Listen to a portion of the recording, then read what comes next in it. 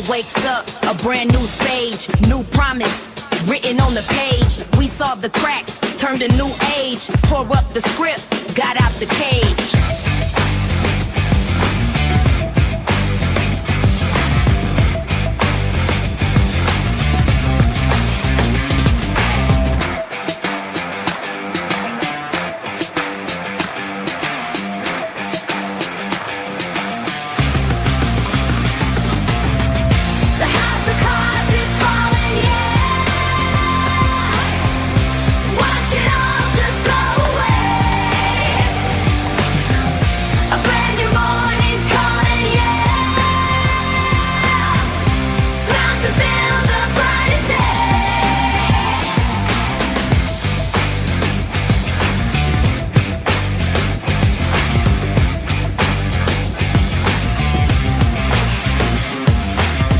Dig deep, they can't be stopped. A solid truth that can't be topped. For every voice they try to drop, we rise up higher from the crowd.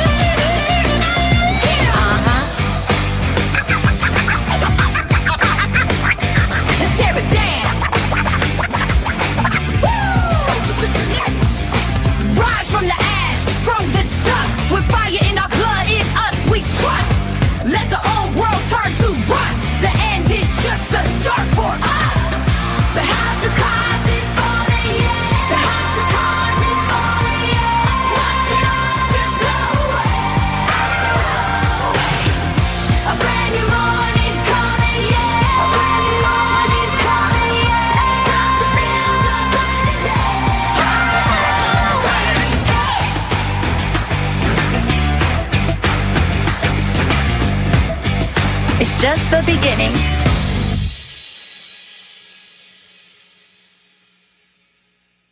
Well, good morning, everyone, and welcome to Phoenix Talks. This is Phoenix, and today is a special June live.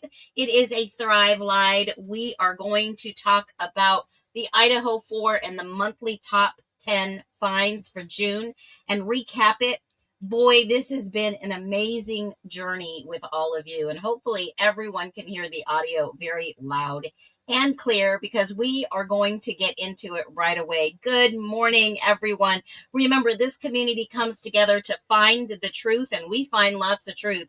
And you, nesters, see what others miss. We have been the hands down best stream, best channel of mods and best nesters finds. Why? Because we see it first and we get the word out there. And I'll tell you, it has been an exciting ride digging and deep diving into the Idaho 4. Nothing ever surprises me every single day. And, you know, I decided I would fit this into my life, but not only that, I would do an excellent job. And in between baking and taking care of my family and doing things I need to do and doctor's appointments and life, just like every single one of you, guess what?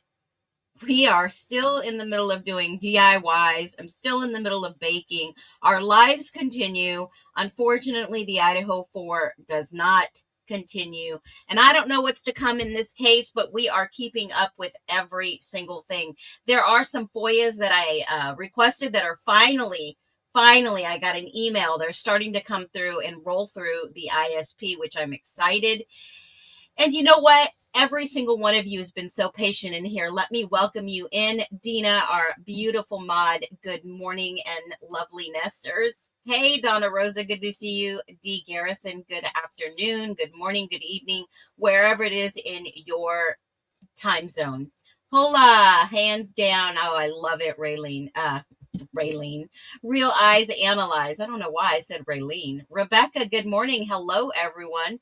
No talkie before coffee. Hey there, and happy last day of June. Yeah, we're bringing it home, man. Red Cersei, good morning. Bon dia.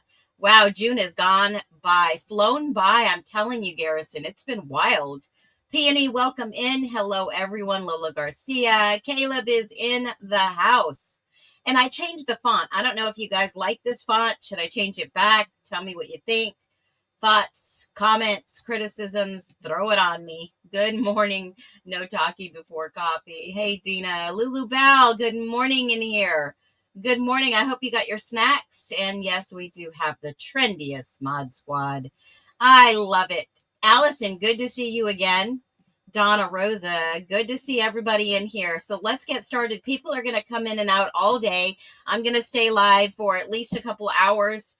I like that font on your call outs. Yeah, so do I. I just thought something different, something new. The new month starts tomorrow. I'm excited. We've got new things happening, new time all around. Let me ask you one question before we begin today. One simple question, which shocked me the other day when I had this, and we talked a little bit about it. We're going to do a deep dive. And because of the fact that, what would you do with $8 million? What would you do with $8 million? Drop it below in the comments. I can change the font on the fly, which I'll do right now. Maybe this will be a little bit, I don't like that one. Let me see what I like. Walter Turncoat. That one's pretty good. How about that one? That one is a little bit better, Garrison. Is that good? Tell me your feedback on that. You would retire with $8 million. What would you do with $8 million? I mean, the state of Idaho paid an estimated $8 million. $8 million for somebody who may have not committed this crime, folks. And that's what it's starting to look like. Wow, it just blows my mind every single time I see this. Very better on the font. Okay, good. Buy a house and a car and retire. I pay off debt, mortgage, retire, possibly buy a beach house. Oh my gosh, yes. I don't care if it was a little shack at the beach. Something that you had to do, a DIYer, right? Beach house and mountain house. Okie dokie. Lisa, welcome back. Hello, girl. Yes. Hi. Yes, perfect. Okay, that font is nice.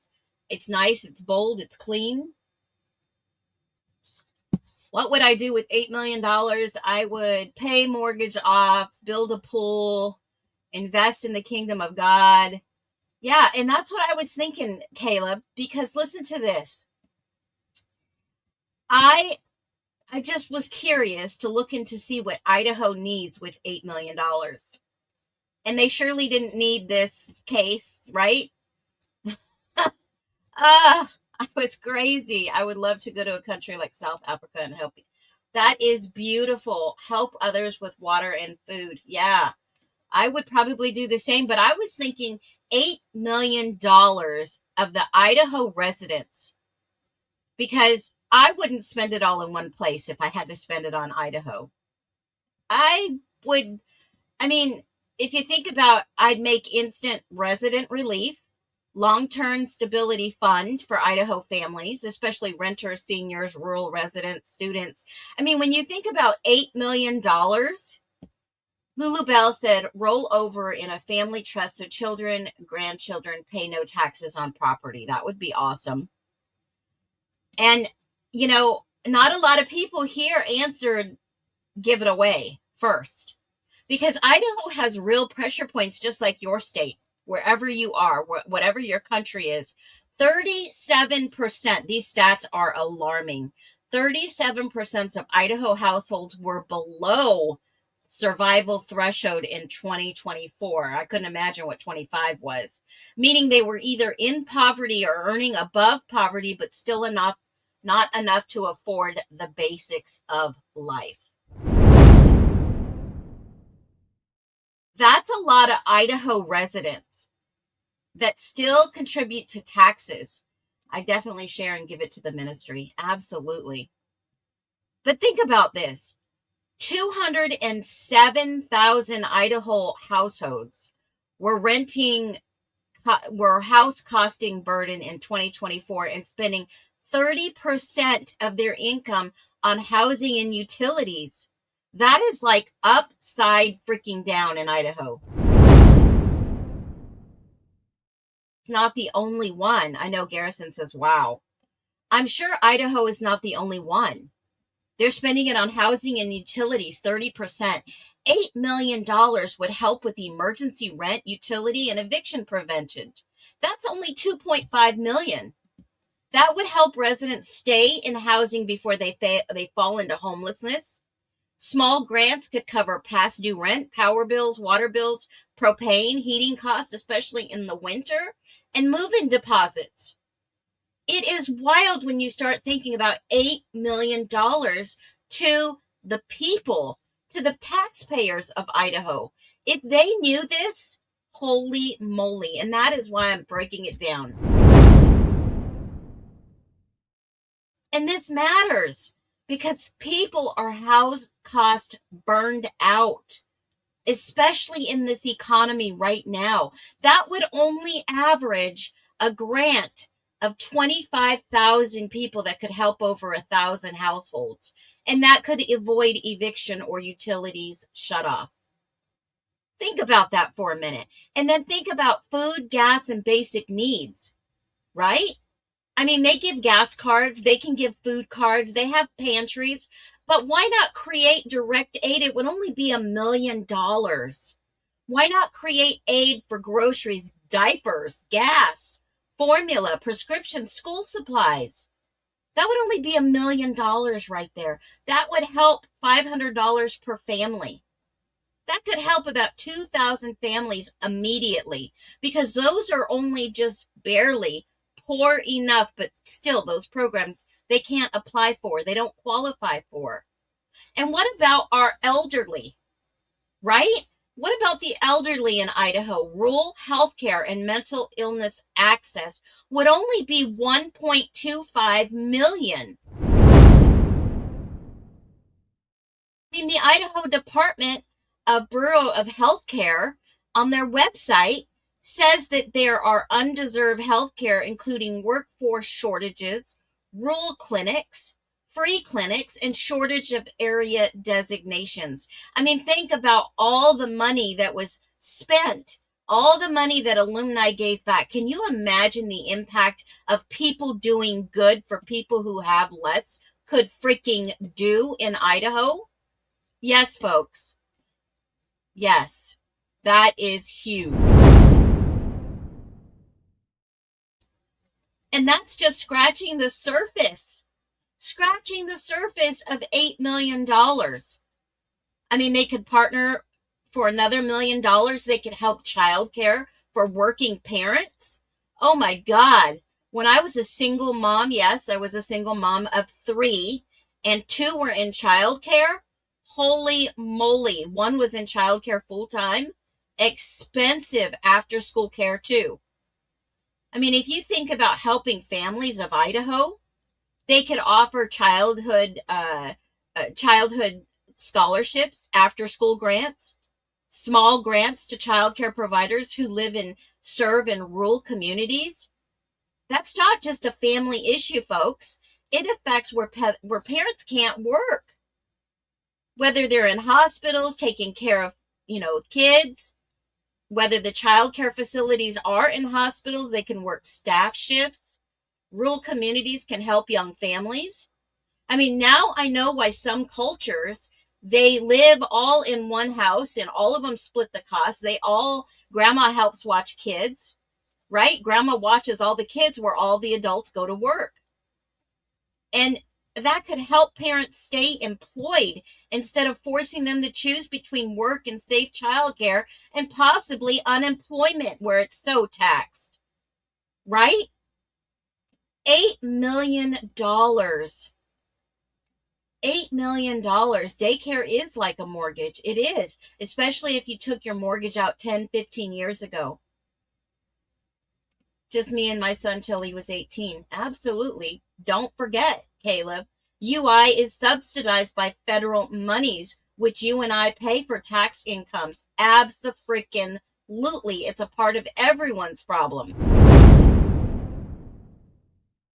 Like I said, seniors and disabled residents, I mean, think about their home repairs. Think about things they need.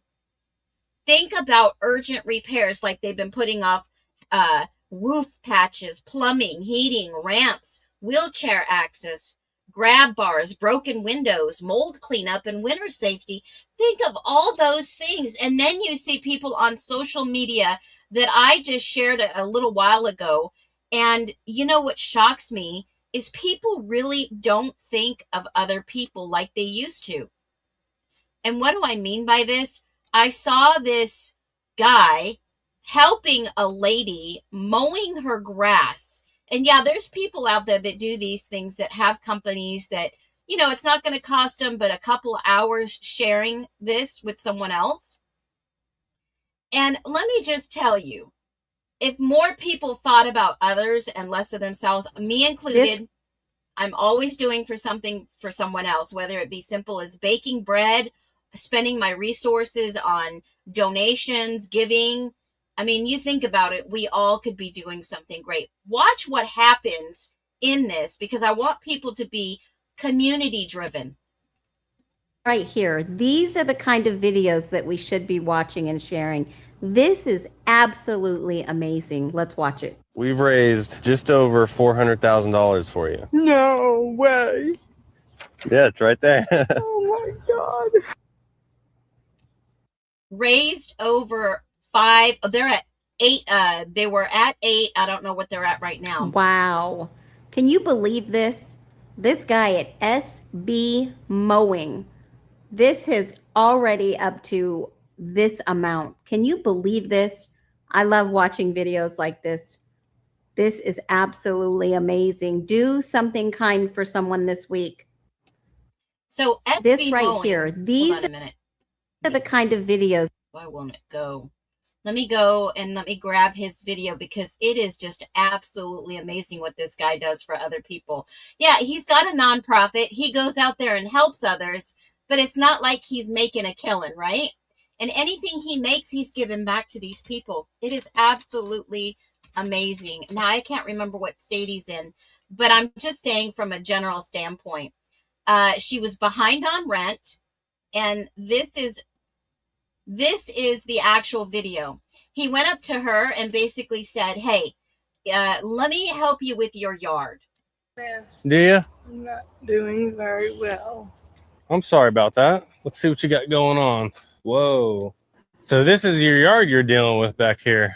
Yeah, it goes all the way back behind the garage. When's the last time that was mowed, do you think? Last fall, kind of embarrassed by it all. Well, this is nothing that we can't fix up and get looking good for you. And I had some bad people take advantage of me. She had hired somebody that took advantage of it. And you know what? The integrity of this guy, he didn't shout out to whoever that was. A lot of people, 3.6 million likes. I think this is up to like 18 million views. This was just a couple weeks ago that I shared this. Now, watch this. A tree service. What tree service? Here in Wichita? Yeah, I had to put a $2,000 deposit down, and they never showed up. They had one excuse after the other, and so they took my $2,000. We were told he had pancreatic cancer, and he died 90 days later. Oh, wow. I'm really sorry to hear that. Can I give you a hug? Appreciate that, sure. Thank you so much. You're welcome. I plan on getting this place looking good for you. I want to help out as much as I can. Are you keeping all this stuff, or are you planning on selling it? I'm trying to get it to a point where I can have a yard sale. What if I buy all this from you and I'll go donate it? want you to do that. You're doing enough. I want to do it. I'll give you some money for all this stuff right here, and then I'll take it and I'll go donate it to somebody that needs it and can put it to good use. Okay. I think that's. And this guy is so generous. Her husband died of pancreatic cancer. Somebody took her money and did never come back to do the job. And believe me, I understand people need money to pay rent and groceries and things like that. Even if you're in business to help others. I mean, look at Caleb actually says, I undercharge for my services. So do I. I'll tell you, many times people come to me and say, hey, I need a website built. Can you help me? And I'll do it for $50, right? I mean, people help one another because we care. And you always go the extra mile, especially for our elderly, because we know that they're so neglected in our states when the monies and the funding are going for things that you do not need, folks. I understand that roads are expensive, but so are lives. Lives are expensive. Living is expensive, folks. So thank you and shout out to Caleb. I pray that blessings still come your way and many blessings come your way to help more people. This guy in Kansas rocks. He is like my hero of the year. Watch what he does. The miracles that this guy does right in front of us.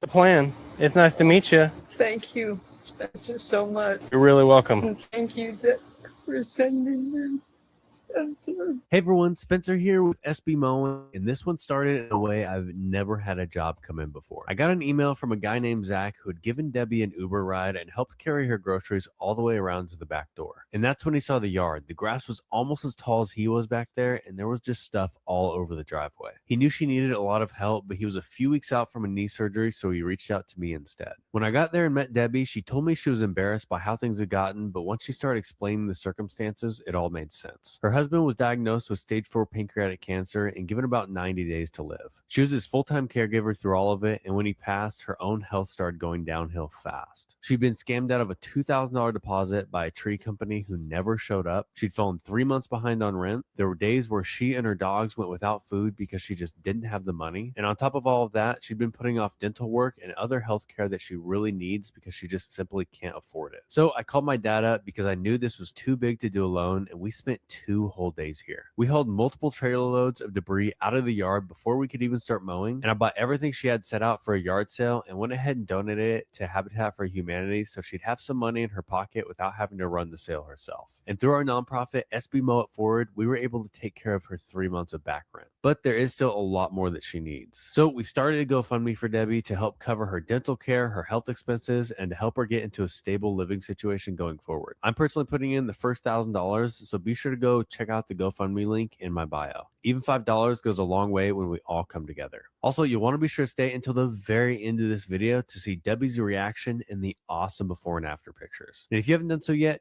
click that follow button for me, as it's the best way to support this work that I do. Anyways, I hope you'll enjoy this one, and I'll see you next time. SB Mowing, out. 2 days, they keep cleaning up the property, cleaning up the backyard, helping her in any way possible. He gave $1,000 of his own money just to help pay her back rent. This guy, in my opinion, like I said, is a miracle worker. It's like when you see those guys on the streets that are veterans and they're just living on the streets and they need haircuts and a shower and a shave. I can't imagine the kindness that this guy exudes. Humble, hard worker. He reminds me of my husband, kind of. Willing to help anyone with no pay in return.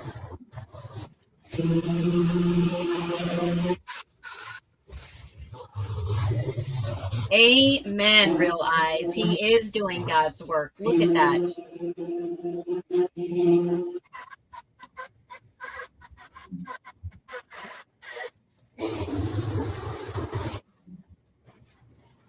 He keeps at it. Keeps going. You guys worked so hard because I was at my lowest. At my lowest. Well, we're happy to get you out of that low spot. Well, I've got 2 things for you. Because I told you at the beginning that instead of you having a yard sale, Oh, yeah. I was going to just buy it all from you and donate it. I was dreading that because I just don't have the energy to do that. Yeah. You know? So I've got, this is from my personal money. I've got $800 for you. Oh my goodness. So that'll hopefully cover some of your expenses you have. Oh my gosh. I can, yes, I can. So hopefully that's a fair price for everything we donated. It is. It is. And you worked so hard, but you worked hard. You're paying for it. Well, we did this to help you out. You both are a blessing. It's amazing what you do to help people. I'm really blessed to be able to do it. So You have given many blessings to me. well, we're happy to help you out and get you back to a spot where you can just go up from here. I've actually got a little bit of another surprise for you. Oh, So I run a nonprofit. It's called SB Mow It Forward. And it's kind of an extension of what I already do. We decided that we wanted to pay your rent, oh, your last 3 months of rent that you're backed up on. you don't really have to do that because you've done so much for me already. We want to, and we've got lots of people that are donating to the nonprofit, and this is what they do it for, to help people like you out. Well, that would help. I would get free and clear of that because that's not a good situation. You were talking about, like, here in the recent past, you even had to go without eating, right? Yeah, several days. My dogs went without food too. Oh my gosh. I did what I had to do. I've tried to hang in there myself, and it isn't easy, and I've tried to be strong, and it just came to the limit that I was giving up hope. So I appreciate everything you've done. It's crazy an Uber ride could give me this blessing. Can we give you a hug? Yeah, certainly. Thank you so much. You're so welcome. I appreciate it. I appreciate your You're help welcome. too. Thank you so much. You're welcome. Just amazing people. And I'll tell you, she took an Uber ride and this guy knew she needed help. He reached out, sent an email to SB Mowing, and they did God's work. Just amazing. Cleaned it all up, took all her stuff. She was truly blessed. But it didn't end there. It didn't end there. So he said there was a GoFundMe link, and you guys, you are going to be blown away. Okay? Mow it, pay it forward, mow it forward. There was a freaking they took it down. There was a GoFundMe up, and you saw how large it was getting. The last time I checked it, it was at like $500,000. Absolutely amusing. This video is now up to $127 million. Shut the front door. Here was the We've continuation. raised just over $400,000 for you. No way. Yeah, it's right there. Oh my God. All right, so I'm here with Debbie. Have you had any idea of what's been going on the past day? No, So you haven't seen the video that I posted or anything? no. Okay, so you remember a couple weeks ago when I came by and cleaned up your yard? Yes, Well, I made that whole video while I was doing it, yes. and I posted it yesterday, and it went really viral. I think at this point, probably 40 to 50 million people have seen it. Wow.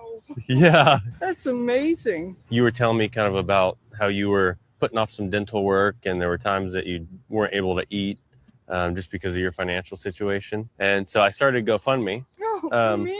for you. Oh my goodness. Yeah, where people could donate. And You already helped me. well, I wanted to help you a little bit more until I started this. And this is a screenshot of what it looks like. We've raised just over $400,000 for you. No way. Yeah, it's right there. Oh my God. I can't believe it. How can people be so generous? A stranger. Over 13,000 people donated. I was so thankful with the yard being cleaned up and all our stuff that had gotten ruined. And so what you did for me there, taking that stuff off my hands and cleaning it the way you did, it just relieved a lot of pressure from me. Yeah. I didn't have to worry about it anymore, you know. Well, hopefully this helps bring a lot of God. stability and just kind of taking a lot of stress off of your life. It's going to. There's so much. Thank you, Spencer. You're welcome. Yeah, listen to this. I want to help you just a little bit more, and pulls out a $400,000 check. I can't believe it. All because of Zach. Thank you, Zach. Zach was the Uber driver that Zach was reached my out to me. guardian angel that day. I mean, he just stopped dead in his tracks. I didn't even really know. He said, I know somebody who can help you. I can't believe it. There are over 13,000 people donated. Is there anything you want to say to them? Thank you very much. It's like, I don't deserve that. Everybody sacrificed to help me. And I really appreciate it. I'm crying, y'all. Because it's going to set me off better. I'll be able to get medical care and dental work. And I'm going to go into a little tiny apartment that's going to be perfect just for me. So thank you, everybody. I appreciate it. And I'm very, very grateful for Zach and Spencer and his dad. Oh, we love you, Debbie. We love you. Thank you so much. You're welcome. We've raised The kindness of strangers, y'all. And here is the update on the GoFundMe. Help Beth gain accessibility and comfort. And they have raised almost shy of $1 million. $962,000, y'all. I am just in pure shock. And the video won't play, but we know exactly what SB Mowing has done to help Beth. Can you believe this? Just one person who saw a need sparked other people who saw a need. And y'all, I don't mean to make you cry or pull at heartstrings, but honestly, this is sometimes what it takes to shake people up and realize the power of community, the power of one person who cares, the power of one. Now, like I said, $8 million could go to all these other opportunities, disabled and seniors, for things they need. $750,000 can help 100 households at $7,500 per home. Believe me, I thought about and sat down how to spend $8 million for the Idahoans, $400,000 to community, and even legal help, helping aid renters, seniors, veterans, domestic. I mean, Legal Aid of Idaho is an amazing organization. They could have been helping other people, especially farm workers, resident farm workers that are actually legal in American citizens that help pull food from farms to help us eat. Another $350,000 could have went to oversight and fraud prevention and public transparency. That means getting free information from the courts on these cases that many follow, getting the truth and transparency. That's what I would do with $8 million to help Idahoans. With their own money, put it back in their own pockets. But no, you see almost $500,000 go into attorneys' pockets. Another couple $100,000 in one person's pocket. Did we really need all this? And this is how I see myself trying to help a man that is factually innocent with no proof to date how he committed a crime in under 7 minutes with not even being there. It only takes one person to help someone else in need. Exactly. Exactly my point. And did you know this is not the first person that has ever been silenced in a case, folks? And you know I was hot on it to see if this case was actually legitimate. And do you know who else is in prison right now with not any access to a freaking laptop? And I'm not complaining about this. I'm just sharing this information with you. There are other people that are being silenced that are not getting any outside communication with the real world. It's not the first. Definitely not the first, and I bet it won't be the last. I just saw a video the other day that I came across. Rex. I know you guys all know who I'm talking about. If you are into true crime, if you don't and you're new to the channel, I'm going to tell you anyways. They said that he was being held with no access to a laptop. No access to the outside world. Did anybody hear that? I saw a video. Rex Humerman. And then the other guy. I mean, yeah, he might be guilty, but he still has no outside communication. What's the guy in South Carolina? Oh, what is that guy's name? Accused of killing his wife and, hold on. What is that major case? They're going to give him a retry. Going to give him a trial. Alex Murdaugh. Okay. So they said that he basically has no communication with the outside world. And that basically a lot of people, and I believe that there was somebody else involved in this crime. I really. And just in court the other day, I was watching this. In here, chained up, the idea of not letting him have access to a laptop, the idea of opposing everything we're trying to do to expedite this process. I understand it's Mr. Waters' job to legally prejudice the defendant, but this is beyond the pale. This is beyond the pale. I'd ask you to remind Mr. Waters that he has an ethical duty to see that justice is done, not to get a conviction. Thank you. Mr. Harper knows you better than that. I don't. And that is, Okay, we're not going to go there. But you, and I have no intent to prejudice anyone. Prejudice suggests a decision on the improper basis. and the court doesn't take it that way, Mr. Waters. I talked to the warden. He will not allow a laptop. And for safety reasons, he said he would, quote, make available a conference room. Counsel may bring their computer. They could have a law clerk come, or the attorneys could come themselves. They could look at it. He could review his discovery. They could bring their own laptop. However, somebody must be with him. His concern was having a laptop in his cell. No other inmate has a laptop in their cell. They do have access to an iPad that has Westlaw on it.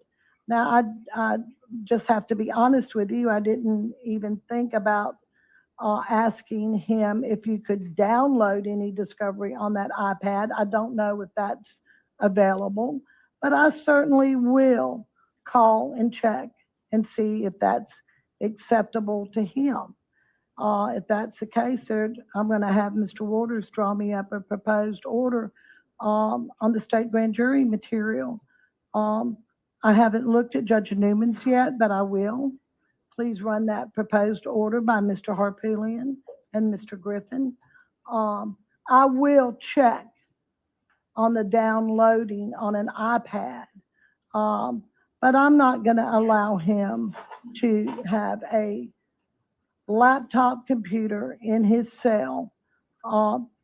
It's for safety reasons. That's out of my control. I think it's not only for the safety of the others at the institution, but probably, Mr. Murdaugh, for your own safety. Well, I'll ask him. But when I read your email here, this seems like he could go to his cell. He could keep it in his cell. I know good and well that the warden is not going to allow that. I talked to him personally. Okay. We'll follow up on that in our next pretrial. Idea. And I just think that's crazy. Okay, yes, they can have a laptop, not have a laptop. I get that. They can have a tablet. But here's the wild thing. What kind of safety is an issue in having a laptop in a cell? Does anybody know the answer to that? And what also threw me for a loop is that now, guys, other inmates get a tablet, and basically Westlaw is downloaded on their tablets. So you mean to tell me not only are inmates getting a tablet to communicate, Get Out or whatever apps they use, and I know some of them even have dating apps, right? They have access to these dating sites. But Westlaw's pricing is kind of like a tiered subscription base, and that cost $100 a month for a tablet. I know that for a fact. Higher end is like $256 a month. So in some states, it's $300 a month per inmate. And that's for states and federal primary law, especially if you have an ongoing case. So the taxpayers pay for that service up to $300 a month estimated. Okay? And I didn't realize that some of these, safety reasons. Let me just Google this, because I'm curious. What would be a safety concern with anyone having a laptop? Now, as many times as I've written electronic communication to Brian Koberger, I've written other inmates, okay? It's not unheard of to be able to get something back. It's not unheard of. And this is the first time in any case that it's had to go to his attorney first before he would be able to have access. And then I heard he didn't have access at all. No one has factually talked to Brian Koberger in prison. Not even while he was in the Ada County Jail. Okay? So it says personal information exposure could be a safety issue. Access to private accounts could be an issue. Tracking or surveillance can be an issue. Cybersecurity risks, I get it. Evidence tampering or deletion, okay, that makes sense. Impersonation, you've always got those catfishers out there. And physical safety concern. If a laptop contains address schedules, stalking information, victim photos, maps, or notes about a person, it could become a real world safety risk. And that's what basically says. I mean, you can have restricted access to the internet. It's very easy.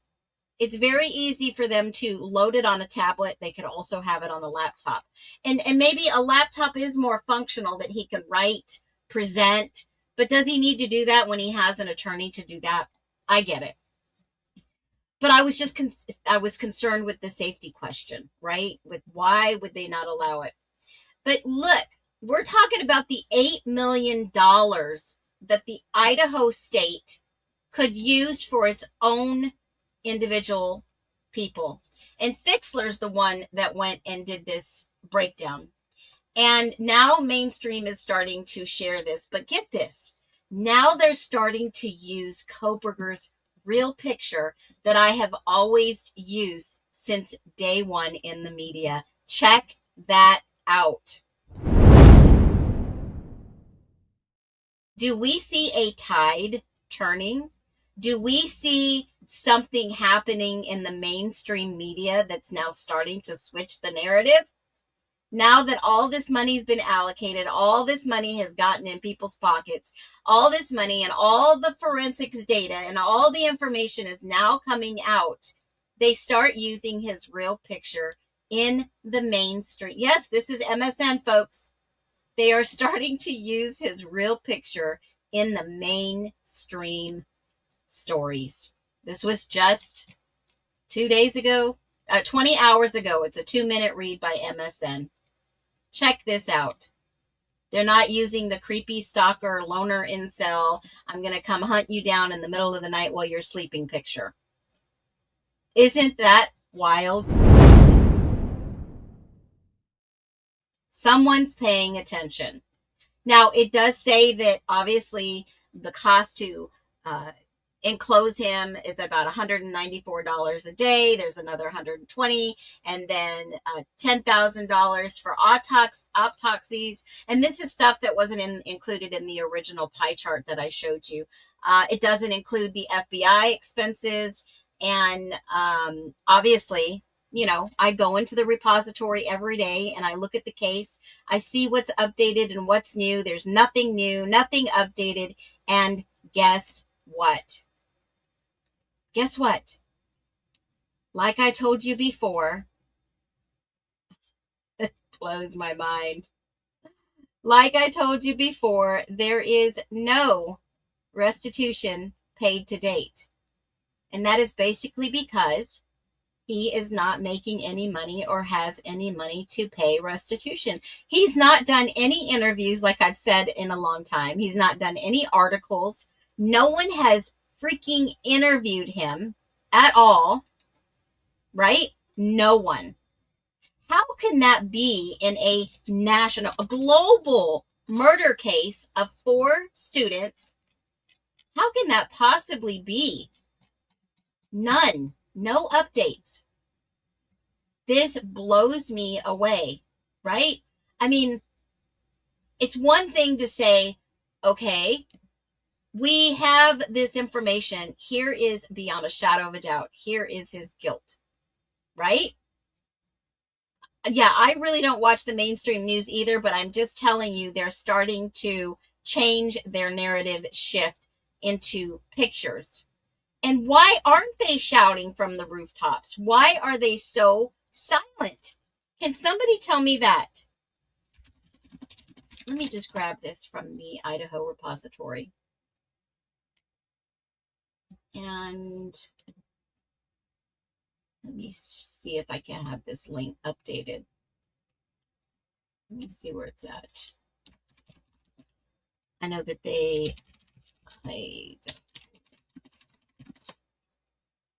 updated this. Here is the judgment. Here is the document. And they still don't have, where is this? They updated their website and changed the links. So everything that was in the links has to be updated. So I've got to update Justice for All too. Hold on one second. Did anybody else notice that when they updated it? Idaho courts. All right. Yeah, no restitution paid to date. Zero. And no matter how much he has on his commissary, he could have thousands on there. It doesn't go to restitution. Wild, right? All right, so here's the deal. $8 million could have been spent in other ways. Other people could be yelling and screaming for his freedom, if not guilty. Lawmakers could step in and take action. The freaking attorney general can step in and take action. The FBI could step in and take action. No one has stepped up or stepped out to take action in the Idaho 4 case, even with the forensic information given to the public.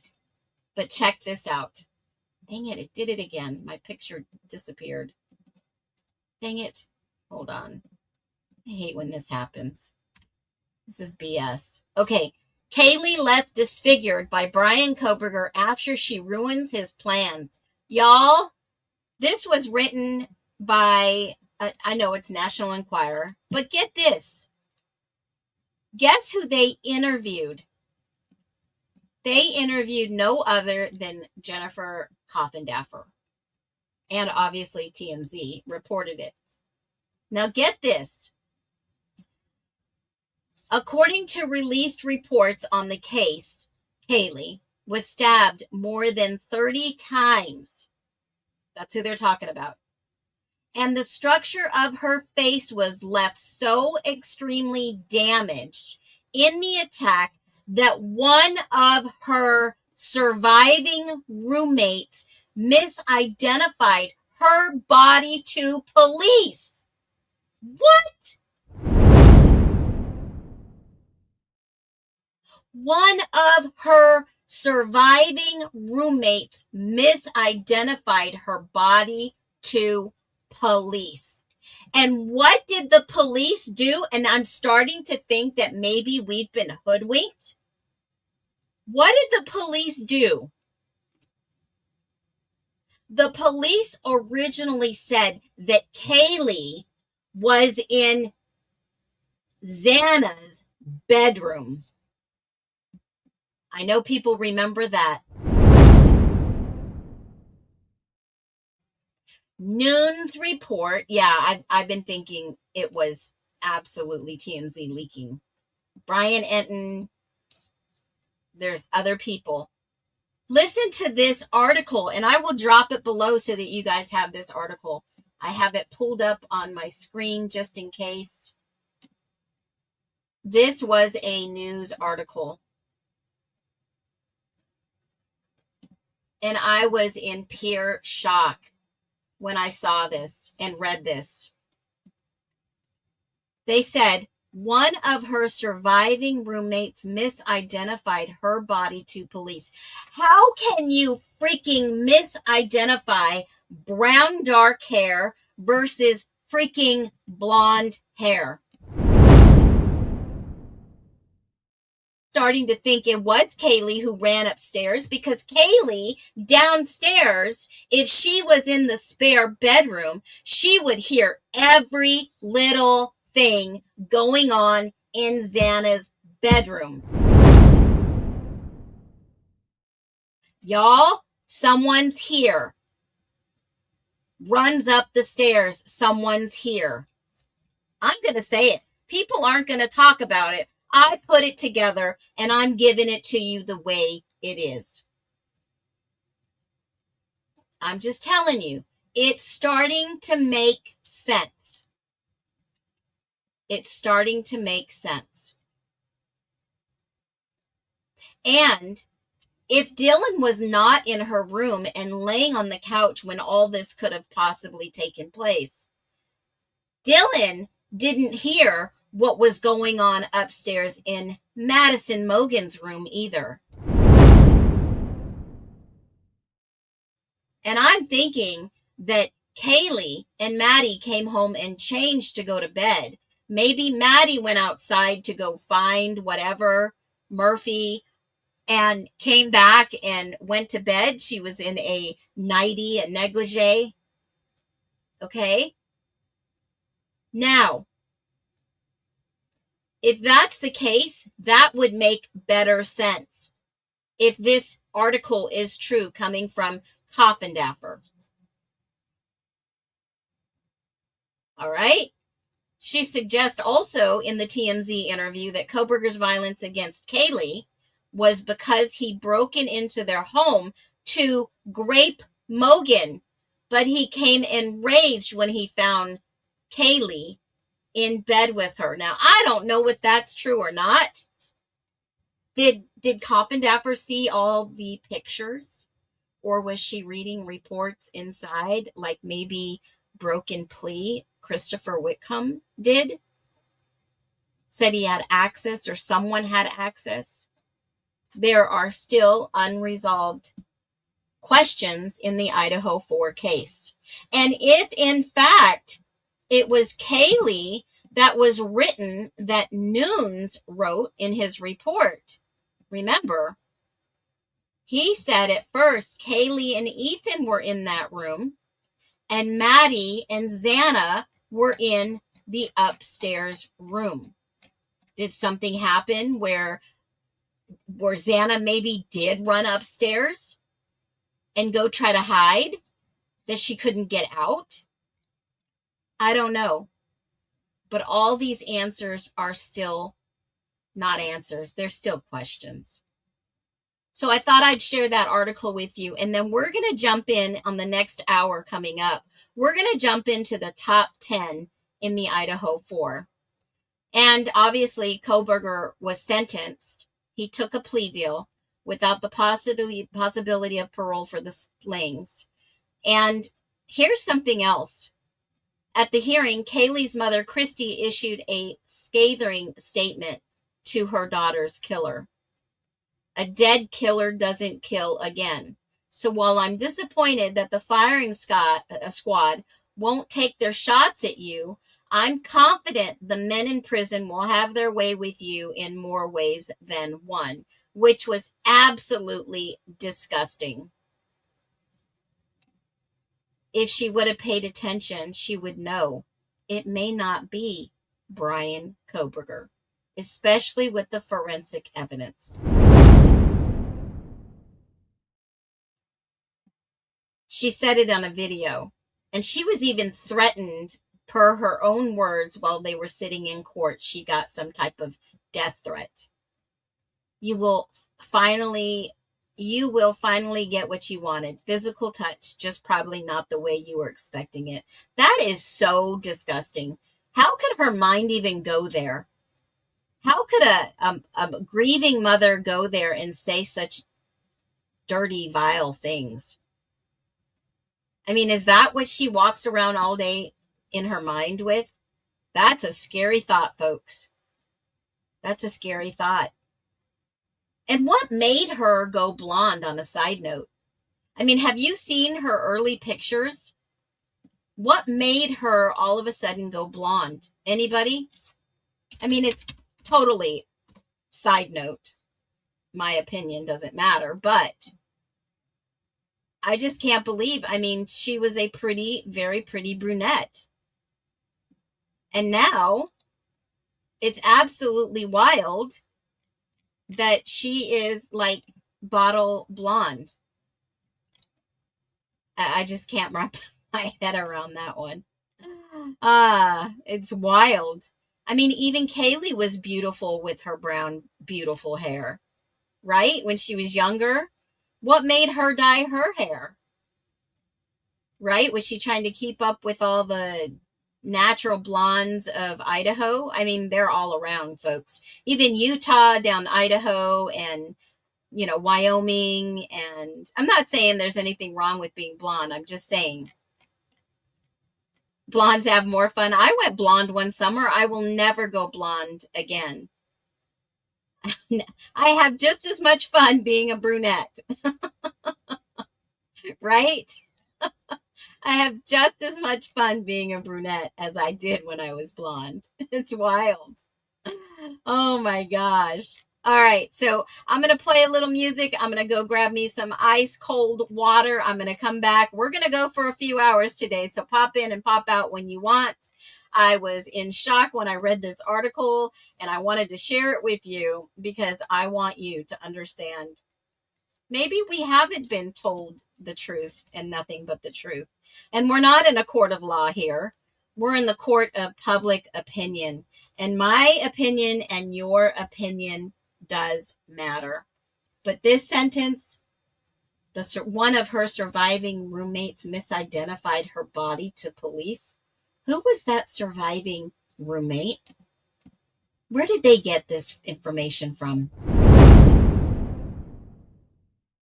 Continues as we count down the top 10 of June in the Idaho 4. Stay tuned, hang out with each other, have some fun. I'll be back in approximately let's say a minute and 30 seconds.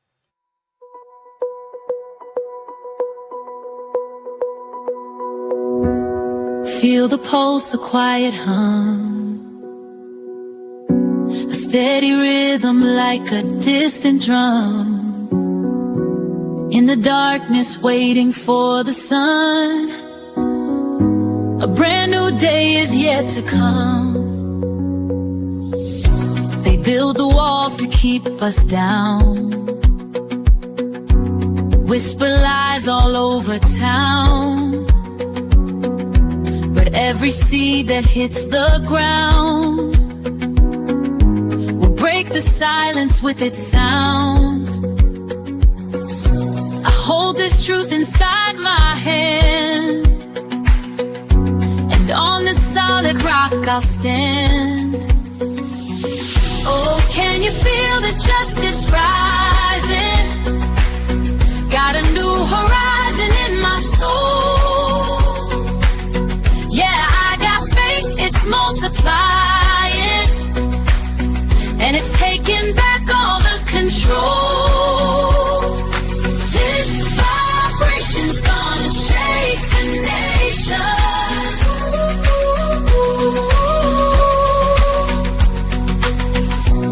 Let them talk their empty words.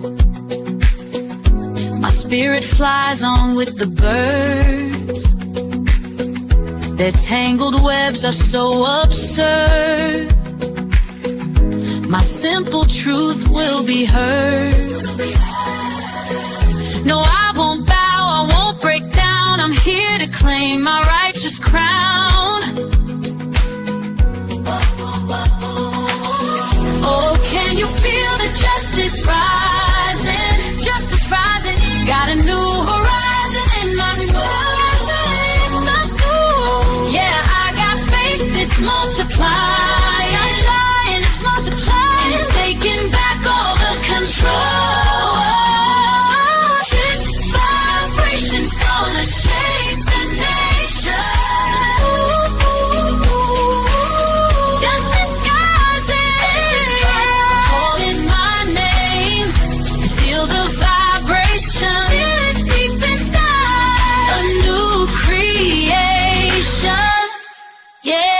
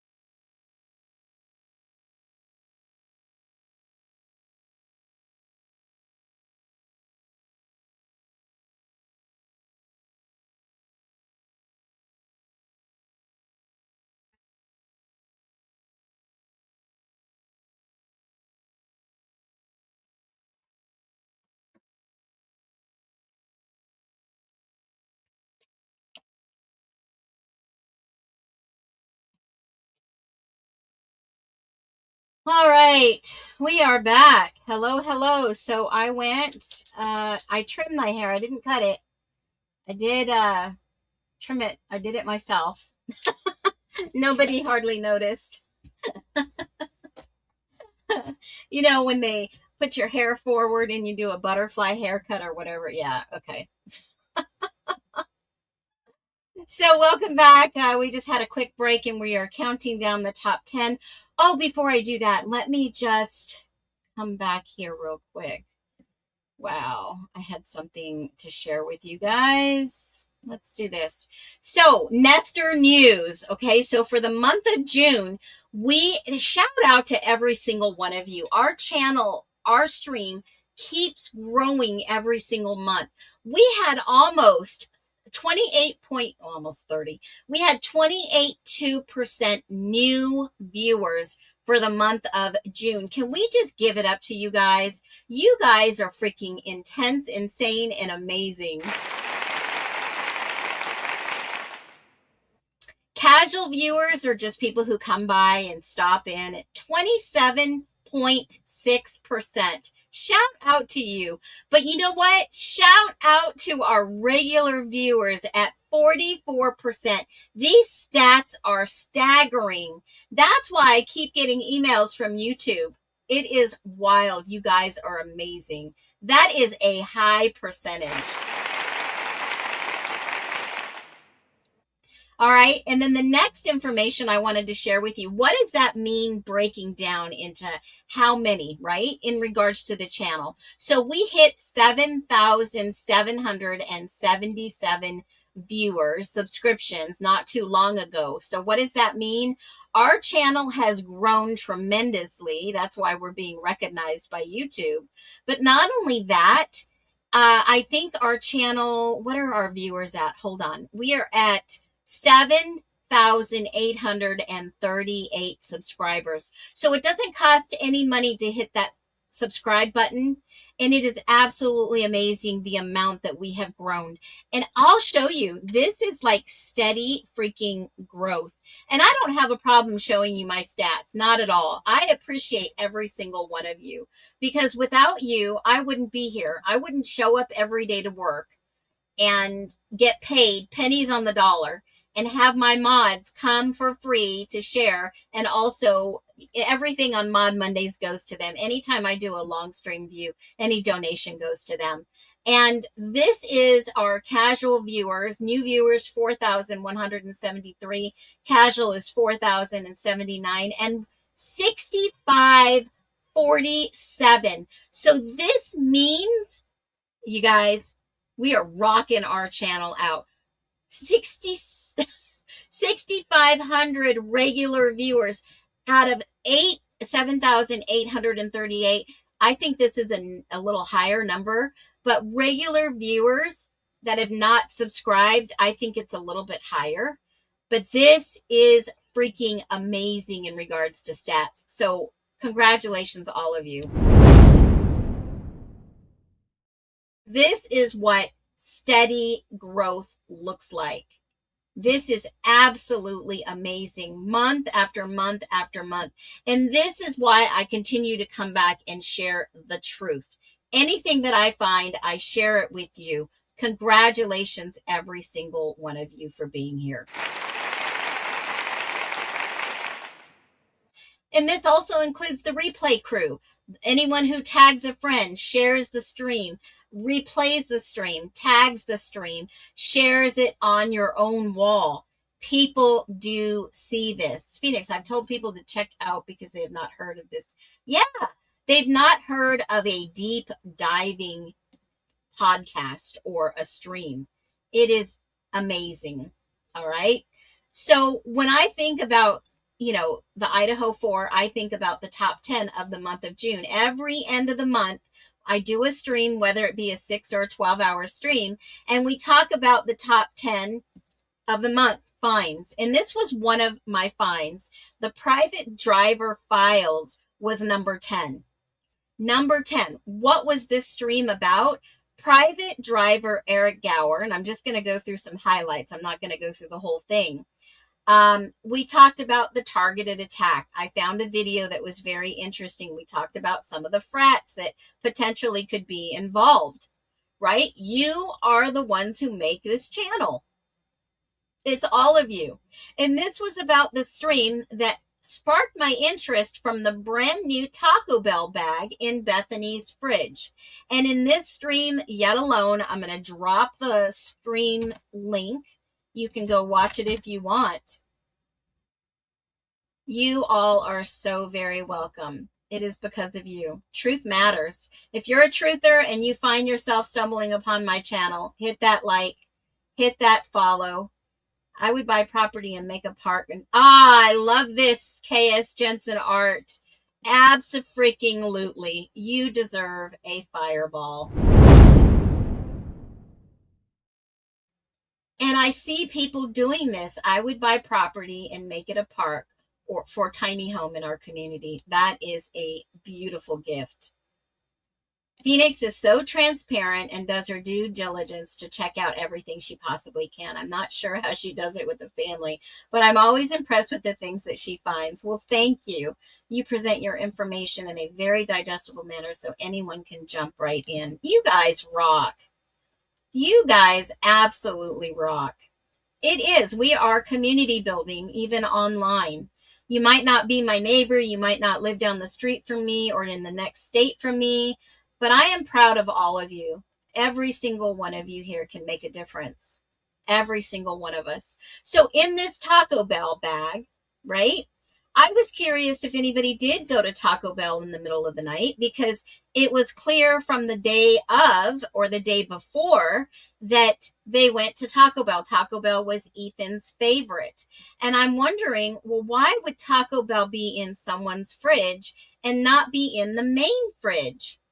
All right. Now, there's other things that came out of this stream other than the Taco Bell and Eric Gower, the private driver, right? because he wasn't on the Uber clock or he wasn't on the Lyft clock. He was just listed as a private driver. And then way longer into the stream, I shared how far is Taco Bell? How far is Eric Gower? This Eric Gower that obviously News Nation interviewed, or Angelette Levy, said that he lived close to Brian Koberger, right? And this might have not been the private driver at all. And I think that this is just so sick, right? That was a rumor that Eric Gower used a Taco Bell receipt to prove his whereabouts. I don't even know if they did have Eric Gower's alibi.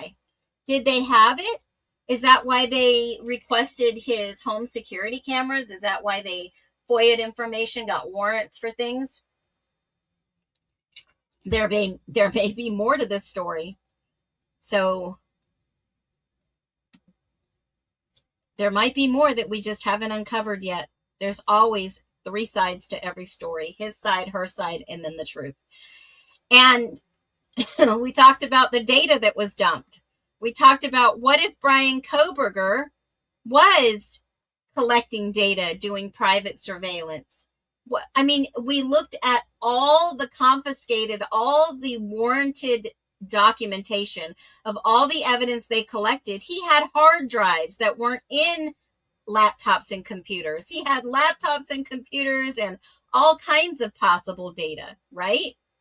All possible data. Yeah, there was an interview with Eric Gower. It is on Connor's channel.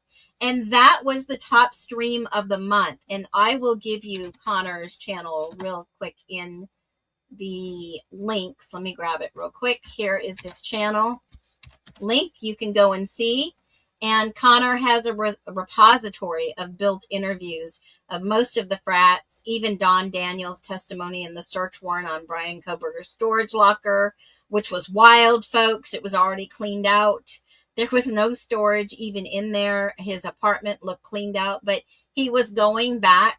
He was definitely going back because he had over $400 in his freezer of vegan meals. Nobody just walks away from $400. He was going back until they fired him when he was arrested on the same day. They gave him a trespass and a firing document, which blew my mind.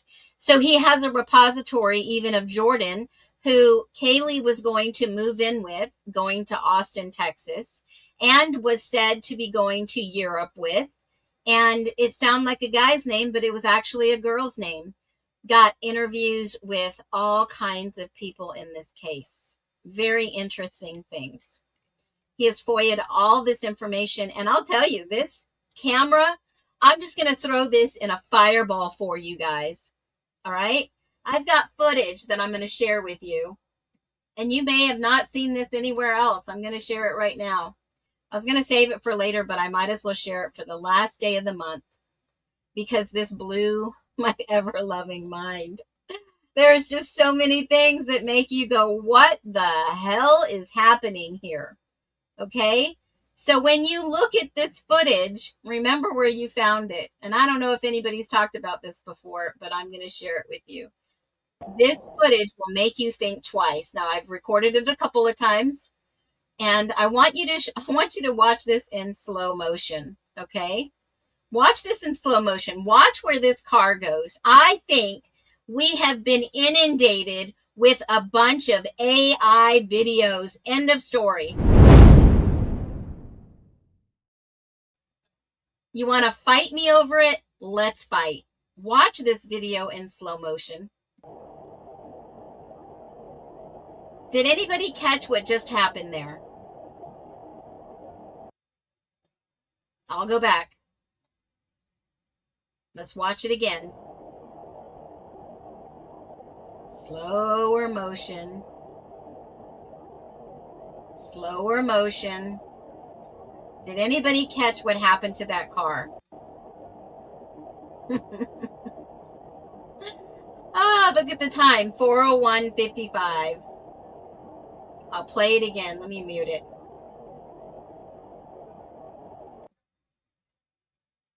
I'll go back one more time for you. Just a little bit. Not only did the white car disappear, Dina, the person looks like they're swerving. It didn't go in a straight line. Let me go back and rewind it just a little bit for you. Just like the footage of the grub truck looks AI-ish. Just like most of the video and everything manipulated looks AI-ish. Here comes the lights in slow motion. It looks like a two-door, I agree. Now, when's the last time you seen anybody turn down a road that they have possibly gone up and down a few times circling and drives on the other side of the road?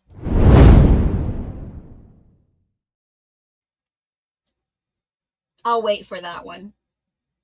This is the video evidence on Walenta Drive. You guys can go look at it right off of Connor's page. I watched this video 4 or 5 times and I thought, why does that car drive on the other side of the freaking road? We're not living in Britain. We're not right on the other side of the road. It disappears because the camera angle. It disappears because that's where the road curves. But this car goes right into the almost the other lane and drives into the other lane. I can't make this shit up. As you all kind of would have been on this journey, right? I appreciate every single one of you. So you can go right over to Connor and you can look at that on your own. It onto incoming traffic. Oh my God, right? That's another one of those change laner people. Here's the actual video. It's in regular speed. This is coming from a different angle. This is the video that I just showed you all the way down to the end of the page. Transparency is important. This is it coming and turning the corner and driving on the opposite side of the street because AI is not that smart yet. I don't think anybody has taught AI how to drive. This was at 4:01 in the morning going down Walenta Drive. They're lazy. Humans are still much smarter than AI. There were no fog lanes. If there were no fog lights, they wouldn't have seen the lanes better. Time traveled into Europe. Oh, yeah. More likely BS than not. Here comes the car on the turn, turns wide, and then it goes off into the other side of the street. My gosh, you can't make this stuff up, folks. There it is, depending on if they were smoking in the white car wearing their preppy shirt. Oh my gosh. Oh my gosh. Oh, you guys, I gotta love you guys. You are so hilarious. Yeah, KS Jensen Art, that is a fireball. How come all these people trying to prove that's not his car didn't even notice they were driving on the other side of the street? Oh my gosh, this car had all kinds of problems. Is this real life? I don't think so. It's becoming very apparent that this case is so screwed up. It's becoming apparent the perps walked. They didn't drive a car. No matter how hard they tried to make it look like Koberger was driving a car. He wasn't even around in the area. They needed to come up with a car. So what did they sit around a round table and said, oh, we'll just make up AI for it. And if you have not seen, here's my plug. Oh my gosh. I'm going to talk about this tomorrow. You guys are going to want to be here for the first of the month. If you guys have not seen a Peacock original series, and I'm going to tell you the name, you guys, if you have access to it, watch it. Don't pay for it. I'm going to give you a synopsis, okay? If you've not seen this show, The Capture, you want to go see it. This show talks about, it's a British soldier charged with a crime and a tenacious young detective handling his case begins to cover a conspiracy. And what they use in this conspiracy is AI fake generated video. Y'all, there is a cliffhanger after cliffhanger after cliffhanger. He's not guilty, but he takes the deal and pleads guilty. We're going to get more into tomorrow with Koberger. I like the picture of the writing vacuum. Drivey, spiky hair was in his eyes. It's the Truman Show. I love it. There's no alcohol here, folks. They were named and driving drunk. No car problems. Y'all just make me so, I mean, we have to have a little laughter in our lives, right? We do. We have to, because if not, it will make us go wild. It sounds like the Idaho 4 case, doesn't it? There's so much involved in this that we are going to get in a deep dive tomorrow. So you guys want to make sure you check out the stream. It is going to be a wild day tomorrow, especially if you are a freedom loving fighter and a truth seeking researcher. You're going to love it. All right, so let's get back into the top 10 of June in the Idaho 4. That was a rocking 10. And let me just go back to my stats and I'll tell you exactly what number 9 was. Oh, this was such a good one. Oh my goodness. This was an amazing stream. Let me throw this up on the stage. This was amazing. Okay. This, oh my gosh, they missed some. Oops. They missed some what? This was the stream that we talked about, and I'll drop the link below in case you want to copy it and save it for later if you didn't see it. This was the stream of all streams for me, and this is the top 9 for June. This was one of the bombshells that additional footprints, the impressions, diamond pattern, were not photographed due to the previous discussion of officer footprints. So either officers were there, someone cleaned up, and then the ISP detectives, the forensic, obviously, experts, came up and they used amino black and they got a ton of more prints. Okay, this information blew me away because when I started sitting down thinking about it, now, it would make it seem like officers were there, they stood in the blood, they tracked it around, and we're watching the actual body cams, and there was no blood. The floors were clean. The pictures of the crime scene were clean. So there could be no way an officer was in there walking around with potentially vans. Now, plain clothes, I don't know if plain clothes officers wear vans. I don't know. We didn't see any of the plain clothes officers' screenshots from the body cams show shoes. But I'll leave you with another bombshell within a bombshell. One of the things that I noticed in this with Tesdall stopping on the body cam, remember this picture? They said he was wearing a white collared shirt. She didn't say the whole shirt was white. Molly didn't say the whole shirt was white.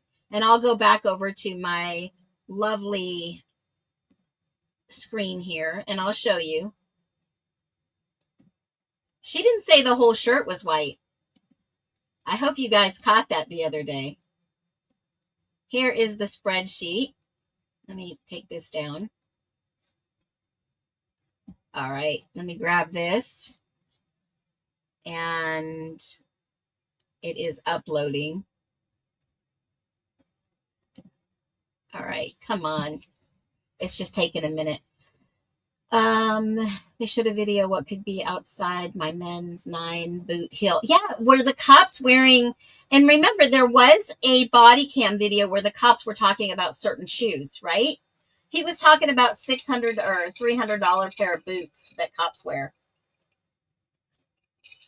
And I thought to myself, well, you know, Molly McDonald, I don't think she really wants to be in any legal trouble, folks. I think she likes her life. She's got some issues that we can all agree to disagree on. But in this bombshell, Molly, let me grab Molly's What color is Molly? Molly is gray. Let me grab it. Molly, where are you? Molly interview 104. And she basically says that the driver was white with blonde or red spiky hair. He also noticed that the dome and was wearing a light color collared shirt. And maybe she saw Ted's doll. That looks like a white collar. I don't know how close she was. This looks like he's got a blue jacket on. It was 28 degrees that night, folks. Right? It's kind of cold. We never saw the body cam on what he was wearing for shoes wise. We never even see Rosendahl. He has one report about the dog, and, you know, Tesdahl mentions Rosendahl, and there are no other reports. A guy who comes in from Washington that's a hot shot, part of every single training, part of every single, they don't even talk about him anymore. What kind of shit is that? Right? What kind of stuff is that? Now, there has been rumored this for a very long time, folks, that, yeah, where is Rosie? Rosie is like the freaking Waldo. Where is Rosie? Where is Rosie? That blows my mind. Where did he go? Did he just fall off the planet Earth? But let me tell you, JLR, shout out to JLR, early in the game.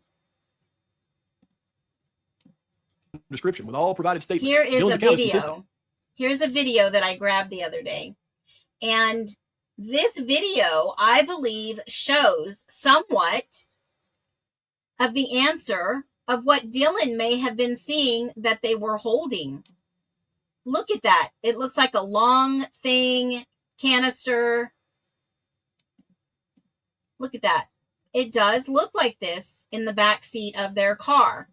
Was there a raid that took place? Was there a raid? Did somebody walk in and the party get shot up? What happened that night, folks? We want the truth. Nobody's going to back down. We want the truth, though. And if it leads to somebody being accountable, then, oh well, that's on them, not us. Right? I mean, in the back of this car, it looks like it's got a canister. It looks like it has a triangle. What did freaking Dylan really see that they have kept on hiding and covering up?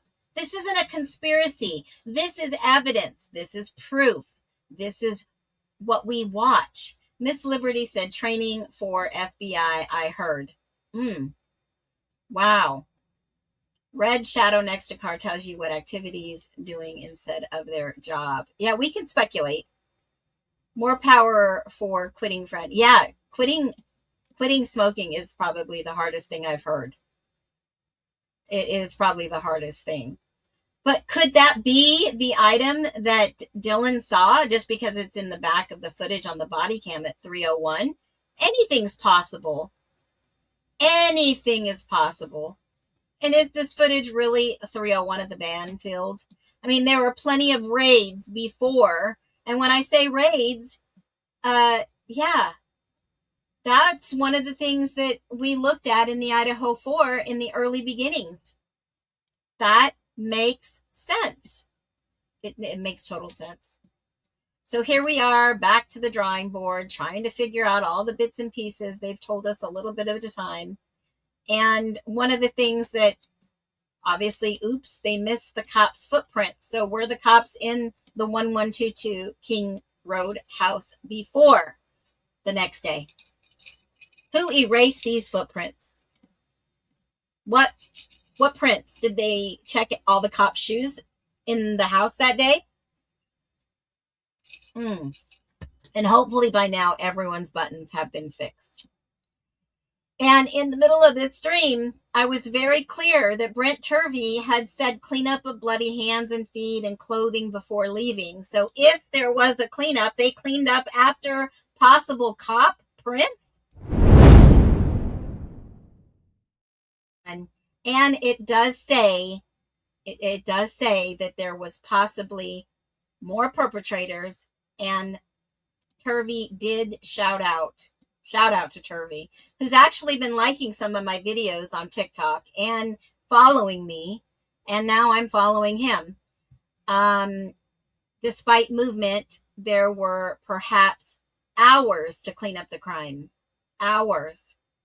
And maybe that is our whistleblower guy. Maybe these guys are whistleblowing. And obviously there was another location in here that I read to you among the timeline, all the homework, that there were perpetrators and locations. Perpetrators and locations. There's a lot of interesting stuff in this stream that we found. Yeah, we're spot on. We're hitting the truth over here. There was also a little bit of chitter chatter about the frats, obviously, and the streaming of it. I'm the one that brought to you the Twitch stream where Alex was recommended on this stream. And then Alex, the producer, we did a little bit of deep dive into this. And it was very interesting to find out a little bit more about if there was possible prints. We did a little other digging into Xana's bedroom. There was some graphic information, a little bit over L3, the missing knee and the pants. Somebody had blood on their clothing, and it wasn't Hunter Johnson that kneed down to check Xana's pulse. We already know that. We know that 100% because you see him on the body cam, and he did not come out of the house with blood on his hands, knees, nothing. Indication that the 911 call was in fact probably not true. And I think I brought this to you the other day that the 911 call is still factually under seal, folks. Under seal. It's in the repository. That one too. And let me just, it was on a footnote of a filing that I saw a couple of days ago. And on this footnote right here was the 1125 Ridge Road camera. And I said, how could they say they got a clear view of the suspect? Well, that's the camera that I just showed you where the car goes off the side of the road. That is the 1125 Ridge Road camera over off at Connors. That is 1125 Ridge Road camera. Okay. That was in this document labeled 3/17/2025 state's response to the make model of suspect vehicle. That was in there. And ML, a forensic examiner, reviewed multiple videos and still images. He's the one that said they got a clear view of the suspect vehicle, which was not actually true. And he didn't even put on there that the car veered off to the wrong side of the lane. Nothing of that nature. All right. Now, yes, the 911 call is still under seal. All right. It says 124/3/17/25, the same date as the document that I just showed you right here. It was still under seal, right? This document was 3/25, state's response to defendant's MIL 12. And this document shows right here, 124. I don't know if it'll let me highlight it. I'll try. It's still under seal, the 911 call. And when you go down to the footnote, because it does have a footnote too, document 124 was misstated in court's third order seeking parties position regarding sealed documents. That was number 2. It is, in my humble opinion, still sealed because this filing consisted of grand jury testimony, which is exempt from public disclosure. So if that's the case, it is still going to be under seal for freaking ever. And there you have it. And then they went into documents to seal and unredact, and they still haven't to this day unsealed some of the documents they promised us. They are still sealed, heavily redacted. There you have it. There's a bonus for you on every single top 10 that I've talked about today. I love this. You guys love reviewing the top 10 of the month? Abso-freaking love it. And let's review into number 8. Number 8 is very quick. It was a short video I did in following up with Brian Koberger and his WSU office. And if you remember, in the early beginning of this, there was nobody listed as Brian Koberger that worked at WSU. Does anybody remember that? Let's watch the video. Wow, there is no coincidence in this Idaho 4 case. If you were just on the YT and you saw my live dig in regards to Brian Koberger and his friends that he grew up with, wow, I've been going over this for almost a week. His office at WSU was empty, totally empty. And most of the whiteboard was redacted that you'll see in these subsequent pictures that I show you. And one little tiny square portion was left unredacted. And this verifies totally 100% what I was sharing with you. There are no coincidences in this case. None whatsoever. And what is the 4-letter word that I found that links all this together that makes total sense? The word, is this a drill? Is this a drill? You can have your theories and your speculations and drop them below, but there are no coincidences in this case. If you know, then you know. Be well.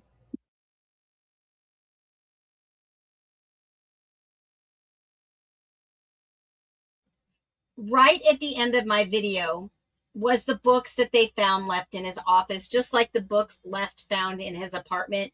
Essential Supreme Court decisions, summary of leading cases in constitutional law.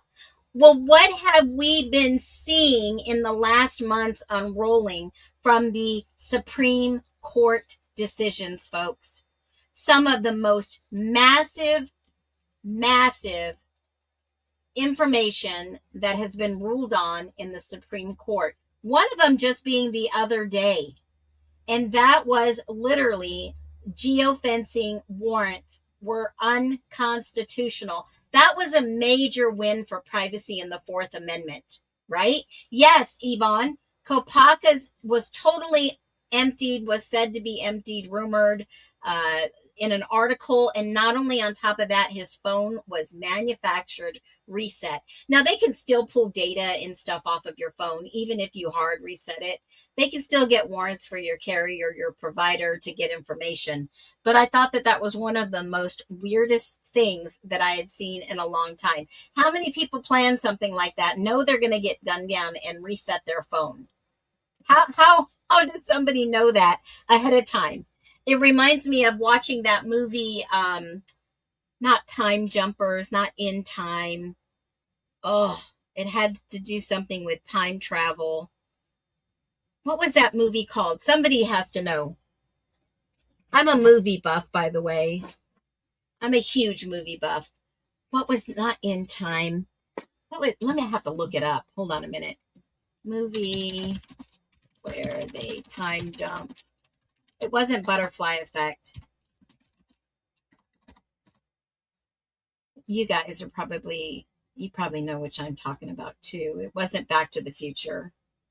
Time Travelers. I don't think it was that. It wasn't Time Jumps. What was it? Time After Time. No, it wasn't Time After Time. Somewhere in Time. Back to the Future. And no, Catch, Groundhog, Time Jumpers. Was it Time Jumpers where they reset? No, I don't think it was Time Jumpers. What was the other one? Gosh, where he falls into a cornfield. No, not Back to the Future.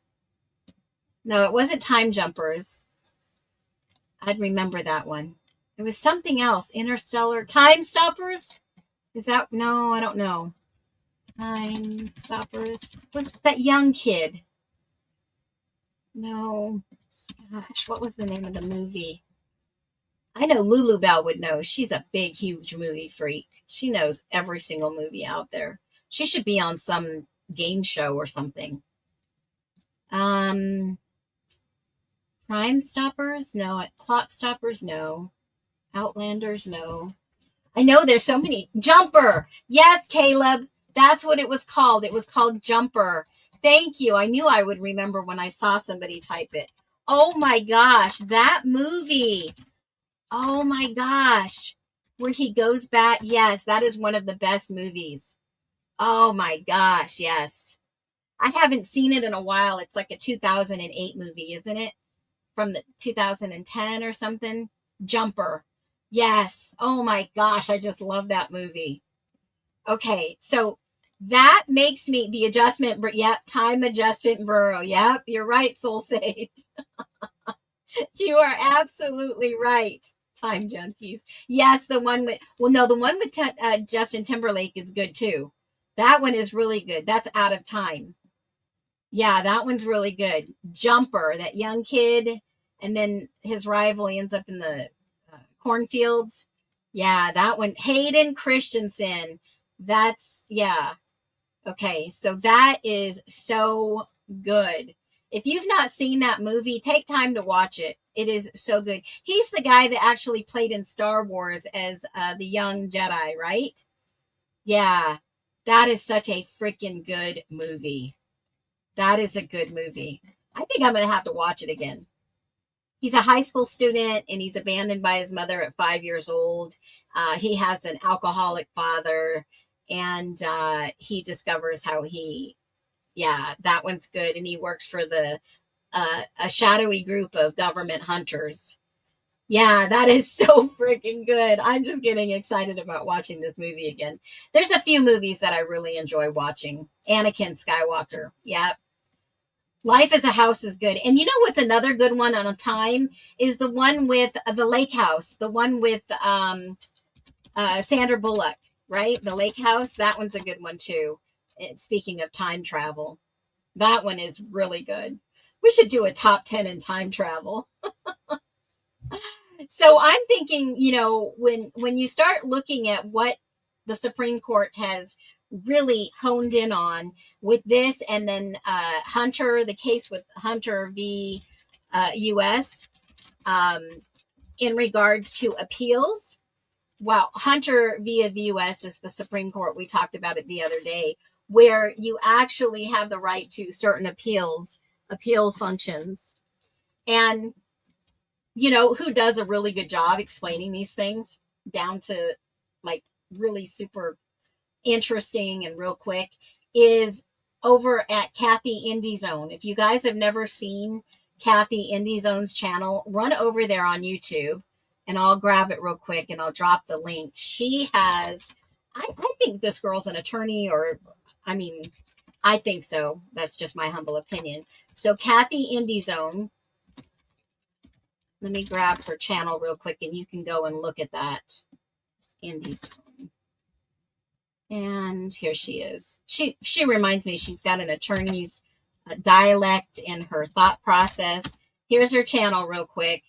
And you can go, and she even catches up on the Koberger case. And from time to time, she'll do special cases. She's also filing the WSU.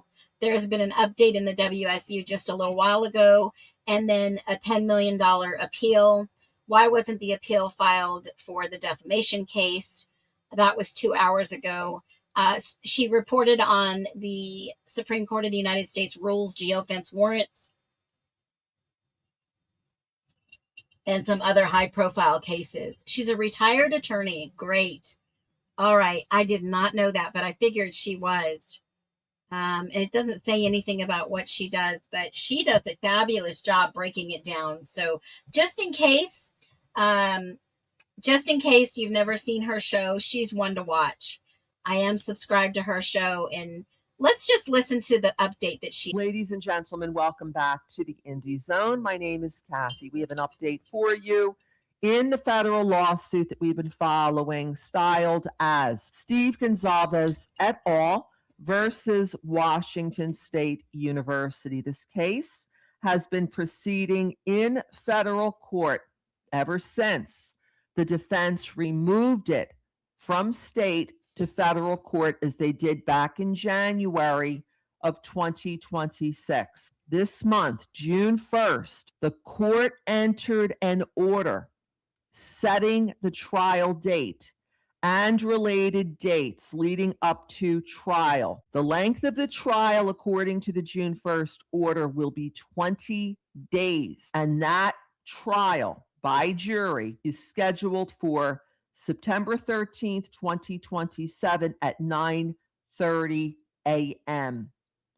Leading up to that jury trial, however, there are a series of important dates and deadlines that have been set by court order. The first was the deadline if either of the parties at this stage of the proceedings were interested in joining any other parties. According to the court order, the deadline for joinder of parties was due on or before June 29th, 2026. Today being the 30th of June, we looked on the docket and saw that there were no motions for joinder of any third parties by either the plaintiffs or by the defense.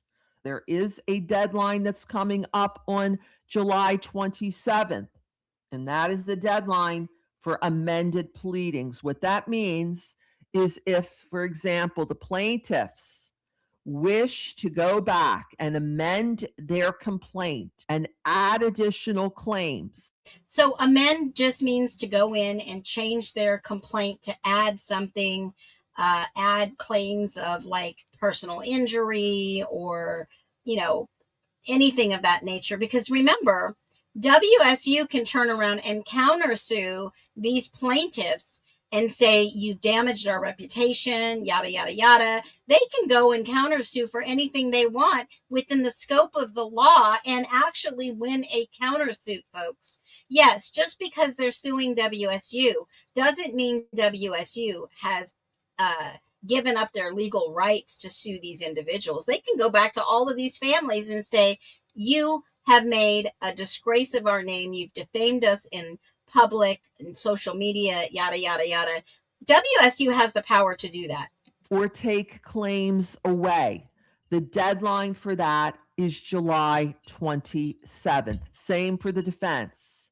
If they want to amend their answer by adding claims against the plaintiffs, the deadline for them to do so is likewise the 27th of July. So we will monitor the docket to see if there is any motion to amend the pleadings filed by either side. It's not automatic. There needs to be a motion filed under the federal rules of civil procedure. It would go through the briefing process. It would look something like a motion to amend, let's say, the complaint, and then the other side, being WSU, would have an opportunity to respond, and then there would be likely a reply to the response by the originating party, and then there would be a ruling thereafter if the motion for leave to amend the pleading would be granted or denied. We will continue to monitor the situation and bring you further updates as they arise. Until next time, thank you for joining us here today. All right, so that was Kathy in regards to WSU. And let's just take a peek real quick. Make sure you go give Kathy some love and follow. This is on the 10 million. Welcome back to the Indie Zone. My name is Kathy. We have an update for you regarding the Idaho for defamation case styled as Schofield versus Giard. This is a case that had been pending for a number of years in Idaho District, that is federal court, through its conclusion following a jury trial where a jury returned a $10 million verdict in favor of University of Idaho professor Rebecca Schofield against the defendant and online content creator, psychic / tarot card reader Ashley Giard. Thereafter, the defense, that's Ms. Giard, filed a notice of appeal. She wants that judgment thrown out. And in order to do that, she needs to plead her case to the Ninth Circuit Court of Appeals, which is over the district court in Idaho. Now, pursuant to a schedule, June 29th was the deadline for her to file her initial brief on the merits, which would have laid out the legal arguments, the points of reversible error, and why it is that the appellate court should reverse and remand that $10 million judgment against her. A look at the court docket reveals, however, that Ms. Guillard yesterday, the day that the initial brief was due, filed a motion for extension of time. She asked for an additional 30-day period to file her initial brief on the merits. And we see here that the appellate court entered an order granting the request for extension of time. The amended briefing schedule has now been entered. The opening brief that is due from the appellant, Ms. Guillard, is July 29th, 2026. The answering brief from the plaintiff below, she's the appellee in the appeal matter, that is Professor Schofield, will now be due August 28th, 2026. And then there's what's called here in this order an optional reply brief due 21 days after the service of the answering brief. What does this mean? This means that after Schofield answers, and we're expecting a very strenuous objection to anything but affirming that $10 million judgment, which is due from her answering to the initial brief on the merits on August 28th. Optional reply brief from the appellant, that is Guillard, will be due 21 days later. Now, what's a reply? A reply does not start her case all over again. She doesn't get to add new reasons why the judgment should be set aside that did not appear in the opening brief. She has an opportunity, however, to reply to the response, explaining why, in her opinion, any of the legal authority, the facts, the argument that Schofield may serve in this future answer is incorrect, giving her effectively one last shot at convincing the panel on the Ninth Circuit Court of Appeals to rule in her favor and set aside the judgment. If you'd like to take a look at the docket and what's been filed so far, the U.S. Court of Appeals docket number for Schofield versus Guillard is case number 262190. We will continue to keep you posted as further developments arise. Until next time, thank you. All right, so that's Kathy IndyZone for any of the updates in regards to the legal aspects of these cases. She's got a lot of great information, and that news that I talked about the other day in regards to the Michael Vaughn case against Wandra. They want to hurry up and seal it, and they've asked to dismiss this case. So that's the 5-year-old of Michael Vaughn that has been missing, that they never found his remains, and they still don't know where this child's body or a live person is. So that was very interesting. That case is very interesting. Nobody can tell where this kid is. In my humble opinion, I believe they probably sold him. And they sold the public on the idea that he died. Now, that's just my humble opinion. Remember, we're not here to slander or defame or disparage anyone. We're just here looking at this, speculating and talking about publicly known information. So when you think about something like this, and Yvonne put steam tunnels. If you remember the early days, a year and some change ago, Bertie and I would go live on TikTok, and we did talk about the steam tunnels. We did talk about some other interesting things that were going on in the city of Moscow. And we looked at plans. I did.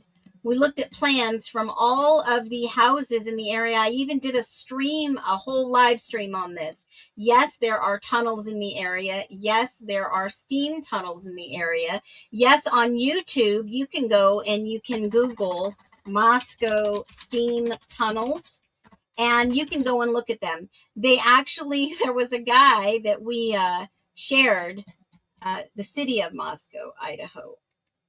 And he shows you the actual steam tunnels going underground in the university. That was one thing that we did share with you. So badly we had to burn.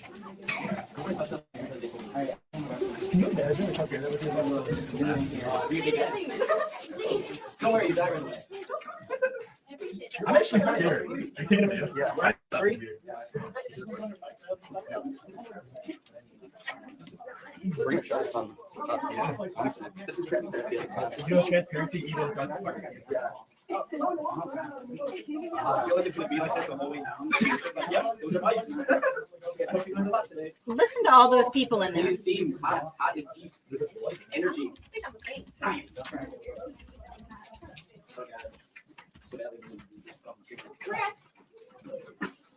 I wonder where we are right now. Walking south. We're south in Denver. Walking south on Matthew. That's a violation. We are walking towards the house. Yeah, I'm pretty sure it's a straight shot to the main library. We're just walking by lights. Let's get in the middle. Don't worry, not everyone gets it before that. Sorry. Now, this was 3 years ago. And you know what? I think, in my humble opinion, that somebody has edited this video. I don't know why it came up that way. Let me just take a look at this. Hold on. That was under Moscow's steam room underneath University of Idaho. Yeah, something that doesn't make sense. Yeah, that doesn't make sense. But Bertie and I did do a stream where we talked about the tunnels, and it was really interesting because one of this guy went down there, and this was the map. This was one of the actual guys that went down there. I think this was the actual one that we heard in exploration videos on YouTube recently, and what they're all doing is fun. Just like exploring places that aren't really accessible to the public, try to document what they find. And I've actually been doing that on This my is own, about a year ago. unrecorded, just for fun. When I found out that people do it on YouTube, I thought, well, why don't we give it a shot and show the world what I found. So I'm going to be going tonight into the steam tunnels that go under the university, basically under a lot of the sidewalks, not this one. I'll probably show you events sometime. Events like this right here. This is a steam tunnel. I think this one goes to the end. Yeah, and steam tunnels, I did some research on the actual maps of Idaho all around the city. And remember, the railroads were huge back then. Gas main that burst, and so they turned off all the steam, so the tunnels were just cold and empty. There wasn't anything going on. They're very much. And they use the steam tunnels in the winters. Have a real hard time getting in. No, I don't recommend going in there. Don't try this at home. Half because YouTube guidelines say you have to say that for this kind of educational video. Half because, yeah, you really just shouldn't. They're dangerous. It's not necessarily legal. So while we're watching this, I'm going to give you some history in regards to the steam tunnels. So in 1800s, the steam tunnels at the University of Idaho and nearby Washington State University are mentioned together because combined together, they make the largest steam tunnel system in the world. Yeah, folks. This is one of the original documents that I was able to find in the repository. The University of Idaho steam tunnel system started in 1927, while WSU's was started in the 20s. So there's more than modern size walkable tunnels that began in the 1930s out there in the PNW. So the steam tunnels at both universities delivered hot steam, chilled water, various forms of communications to run like fiber optics to most of their campus buildings. So they used existing tunnels to deliver, obviously cables and stuff of that nature for internet streaming, fiber optics, and to connect the universities. So the sideways and the streets that run under are ice and snow free. So if you ever wonder why they don't have anybody going out there and they have to shovel the sidewalks in a major snowstorm, it's because the steam tunnels that carries the warmth melts the whole areas, and it doesn't become, much of a hazard. So when they get below freezing, that's when they start turning the steam up, and then it melts the snow, which makes sense, right? And there's a group of students at WSU, they actually formed a group and they started exploring them for years. So over 50 years, there has been some guy and his brother that actually explore them. And there was a picture that I shared way back when on these steam tunnels that I found. I think it was somewhere on Facebook by the layout of this picture that I have. And I'll just pop that up there as soon as this video is done. And you can actually see that this guy knows a lot of history on the steam tunnels. And let me just stop this video real quick. And he goes really into depth about how they work and how far they go and where they connect. But this guy is one of the experts in regards to the steam tunnels. And he'll see pictures of him down there, early days and all that nature. And I know that some people are saying that, oh, there was this, fight club and all these other things. And perhaps there may have been, but I don't remember really seeing evidence of that in any of these videos, right? So when you start looking at tunnels and the history, and tunnels underground for steam all over the country, especially in cold weathered winter states. New York, I think New York still has those tunnels. It's enough for people to walk. I don't think there's enough room there to have a fight, in my humble opinion. Not the pictures that we've been seeing that have been circling around the internet. But for sure, those tunnels could have been connected. But here's my opinion on the whole thing, especially with how and we did a live on this, okay? Every single house in Moscow, if you start looking at, let me grab an example just so you guys can see. If you grab, let me go to Connor's channel, and that'll probably be where I can find one. A good video cam stream of him walking around the neighborhood. You will see that almost every house on King Street has basements. I mean, we looked at every single house. Most of these had been turned into basement living style housing. Here's this one. So you can see that this house has a basement. This house definitely has a basement. This house over here has a basement. This one even might have a basement. And some of these other houses, all in this cul-de-sac, most of them do have basements. You can go on the real estate sites. This is again on Connor. And you can watch him walk through, I think this is Snyder, I think. You can see him walk through the entire scene when he goes through one of these scenes. I think this is Noons. He's still interviewing.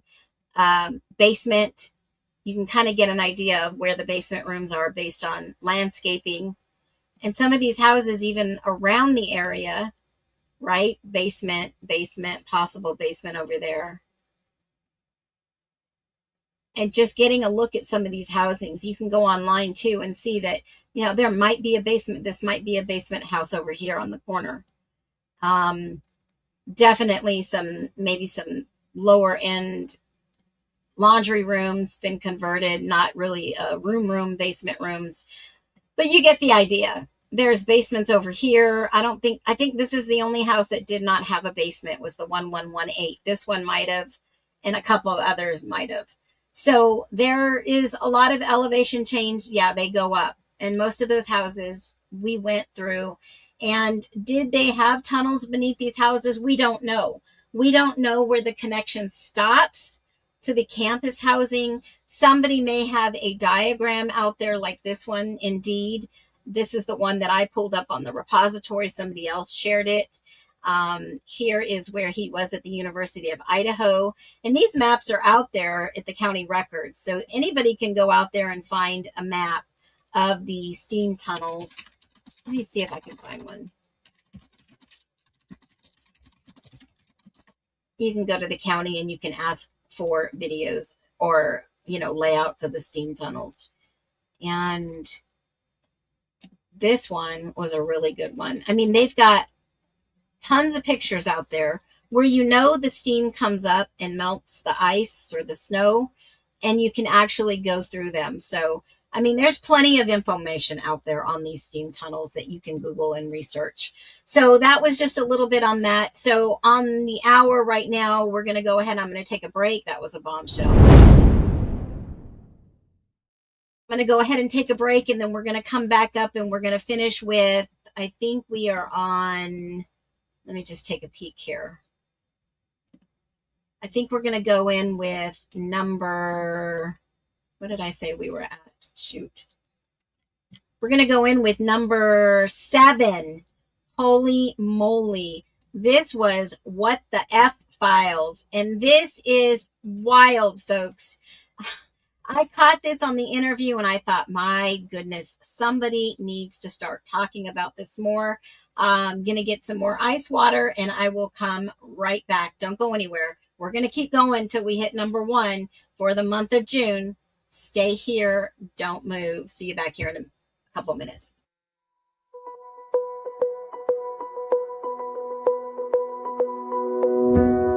Feel the pulse, a quiet hum. steady rhythm like a distant drum. In the darkness, waiting for the sun. A brand new day is yet to come. They build the walls to keep us down. Whisper lies all over town. But every seed that hits the ground will break the silence with its sound. I hold this truth inside my hand, and on this solid rock I'll stand. Oh, can you feel the justice rising? Got a new horizon in my soul. Yeah, I got faith, it's multiplying, and it's taking back all the control. This vibration's gonna shake the nation.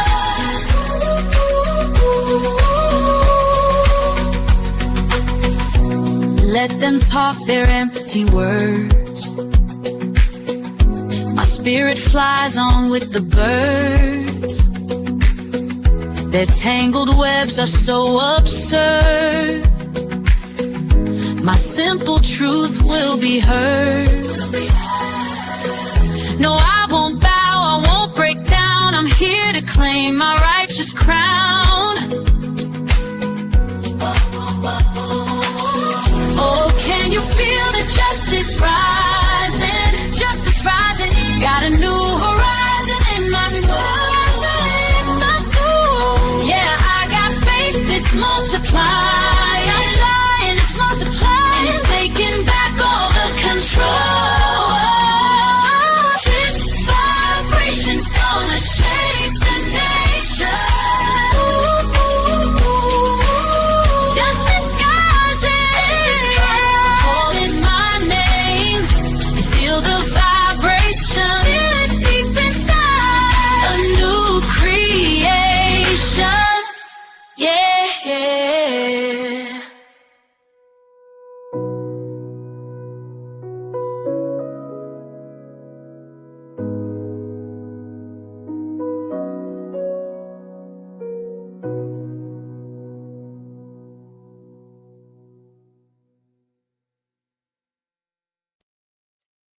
Perfect timing. Man, couldn't plan it any better. All right, we're going to get into the next topic. We're going to get going with this Thinking Out Loud series. Wow. This was the number, what was it, 8?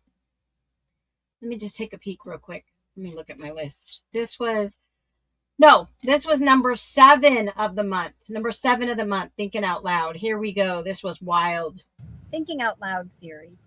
So Peter E.'s interview came out, and he mentions the word altercation on 4 different questions. And then the investigator asks him, well, what do you think led to Ethan's death? And he uses the word that he used a couple of times before. And then he says the last time he saw Ethan was about 1:20. So there's finally a timeline for Ethan, even though they kept saying it was 1:45. So I don't know. I'm speculating that perhaps Ethan was seen, and maybe Peter knows a little bit more than he's saying. And obviously this whole thing is a scam or a cover-up or something for the Idaho 4. But it doesn't make any logical sense why Peter was never listed as a witness. And then the investigator says he's going to give him immunity. Wow. Wow, wow, wow. I'm just wondering what obviously that may be why they looked in the Department of Corrections or California's fingerprint database to see if there was anybody that lived in California, fingerprints or arrest had happened prior, because his family is from California. But wow, I wonder, what are your thoughts? Do you ever think out loud? Do you ever speculate out loud? Because I'm just trying to figure out why they never mentioned him until the interviews. Well, you all know the drill. Be well. So that was number 7, top 10 of the month we are reviewing right now. And that was a whopping 7. So when you started looking at, I mean, we did a live and that was just kind of like a little recap. You know, not only does Pete mention altercation, but if you noticed the other day, I put out an updated video on Pete's interview, which blew my mind. Has anybody looked into that? Did anybody watch that one? That is wild. You know, something that really got to me was when Pete says he grabbed Ethan. He grabbed Ethan and took him outside and kind of stopped in his tracks and restated when he was being interviewed. Did anybody see that? Drop a 1. And I'm going to show you that video too. It's when I was starting to look at the trash, the photos that had just been released by Connor. And I started looking at all the pictures and found a couple of other different things in those pictures. Another possible picture showing that this could possibly be Xana's bracelet. Here you see Maisie with Xana the summer before this horrible crime occurred. Now, if that's the case, and this may be Xana's bracelet at the Whites, and we've seen the bloody trail, then perhaps Pete E's verbal statements match up to where he saw Ethan and Xana last at 1:20. He says he went to Alpha Gamma Row. Does anybody have proof of that? And what is this possible altercation when the detective asked, how do you think Ethan died? And he speculated altercation. But listen to what Pete says that he did to Ethan, and listen to his words very closely. Now, we're not saying that he is guilty of anything. We're just listening and asking those questions of what Pete possibly saw that night with all these 4 that were murdered. I'm not even gonna lie to you. I grabbed him aside, took him outside, and I was like, okay, let's go have a beer. I'm not even gonna lie to you. I grabbed him aside, took him outside, and I was like, okay, let's go have a beer. I'm not going to even lie to you. Why would somebody say that? Did he intend on going on an interview and lying? This is Pete's own words. I'm not even going to lie to you. I grabbed him aside, took him outside, and I said, okay, let's go have a beer and talk about it. And we talked about it. How much did they talk about it? How much? Because here is one thing that ran through my mind at that time frame. Not only because only available at Not Available's video and the timestamps from Linda Lane, but the timeline that was given by Chris Whitcomb in Broken Plea book, right? It doesn't fall in line with this investigation, this investigator, and the time frame that Pete is giving. It doesn't mention anything about Pete. They don't have anything in here on Pete's interview. Has anybody noticed that? Nothing about Pete. All it says is, and I'll read word for word. The last thing it says is at 12:20, a text from Xana to Pistol Pete. You good. But this is right 3 minutes before Bethany sees Ethan and Xana in Pete's apartment before leaving. Bethany leaves with Yessie and they walk to Allie's house on Taylor, where Allie, Jenna, Hayden, and Kennedy and Yessie were the only people at the house. And we already know that Ethan and Xana are trying to get up to each other. Right? So if we just said, if we believe Bethany, and here is something of very great interest. The Country Road song, right? It was in between this time frame. Right in between this time frame. And Ethan gets a notification from Erica saying you're being cheated on. And we don't hear anything else about Ethan or Xana or Pete. It's like they totally eliminated Pete's interview in the Broken Plea, which would be huge because this is where everyone gets the freaking nickname Pistol Pete. What am I talking about? This is exactly what I'm talking about. Let me throw this up on the screen because I know people like to see receipts. So do I. And this is huge. So when you look at this and you're thinking, what is Chris Whitcomb talking about Pistol Pete, right? I mean, how many people, drop a 1, when you saw this or heard this, why would Chris Whitcomb be calling Pete Pistol Pete? I mean, that was my first. What is he leading on to? Is this a foreshadowing moment for us in the future, or did he know something that we didn't know at the time? Obviously, this was one of those bigs. What in the heck is he talking about? Right? Let me see a list of people, or drop a 1 if you've ever heard his nickname Pistol.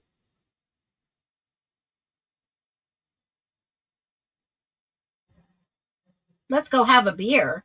Why do you have to go outside to have a beer? Right? Was Pete the one cheating?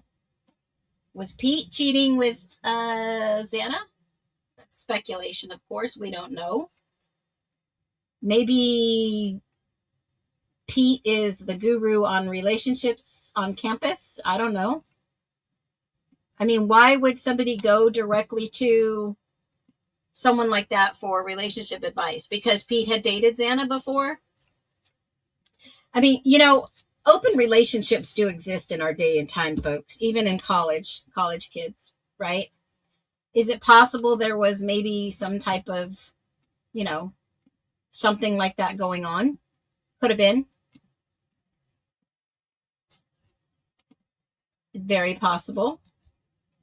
Because look at, right here is the time frame that you see Bethany and Ethan. Bethany sees Ethan and Xana, Pete's apartment before leaving. Okay, we're just speculating. We're just thinking out loud here. And I wouldn't talk about my ex-girlfriends about that. I wouldn't even go to my guy friend, right? If Ethan didn't have anybody to talk to and he's talking to Pete, you don't grab people and go outside and have a beer and talk about your exes. I'm just humbly speculating here. I'm just thinking out loud. So Xana calls Ethan unanswered. So why would Xana call Ethan if she was with Ethan? So I think this right here is one big lie, in my opinion. Okay? I don't think Bethany saw Ethan and Xana in Peter's apartment. Because honestly, when did Bethany ever get to Pete's apartment? It says they arrived at Sigma Pi party and hangs out. It never says that Bethany goes to Peter's apartment. They only went to the main house. Okay? I mean, I'm looking for clues. When did Bethany actually go over and see Ethan and Xana at Peter's? It doesn't even say she went to Peter's apartment. There had to have been some proof that, I mean, think about it. They were all at the main lodge. How could she see Ethan and Xana in Peter's apartment? Was Bethany at Peter's apartment with Yessie? Or were they just at the main lodge? And then Xana says, text from, and this is Xana's cell phone. I believe Xana's cell phone before I believe Bethany. I don't think I would believe Bethany in any situation like this. Or Dylan, and that's my humble take on it. Think about it for a minute, folks. This never fit into here. Because you hear people singing outside, is that, I mean, Country Road, Take Me Home? I mean, think about this one long and hard, because Xana is still trying to get in touch with Pete that was with Ethan. You good? And this is the first time I ever heard Pistol Pete in this whole story. Does Pete own a pistol? Why would an ex-FBI guy call somebody Pistol Pete?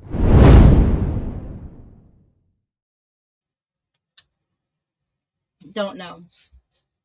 I wouldn't put my name on a cover of a book without information that I could back it up with, right?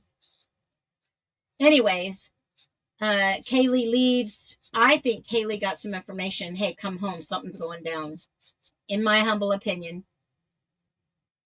And Xana's trying to get in touch and with Ethan. And then all of a sudden, Erica says you're getting cheated on with Ethan. So where was Xana? Xana was with, Ethan was with Pete, alleged. Ethan was Pete. Pete said, hey, I saw him until about 1:20. So about 1:20 would put us all the way up into Xana calls Ethan and not seen. That would make sense. But Pete can't sit there and say, and this is for Xana's cell phone. I think the cell phone is telling the freaking truth over PE. Yeah. I don't think Ethan was, I think Ethan caught something and was freaking pissed. I think Ethan saw something and was pissed.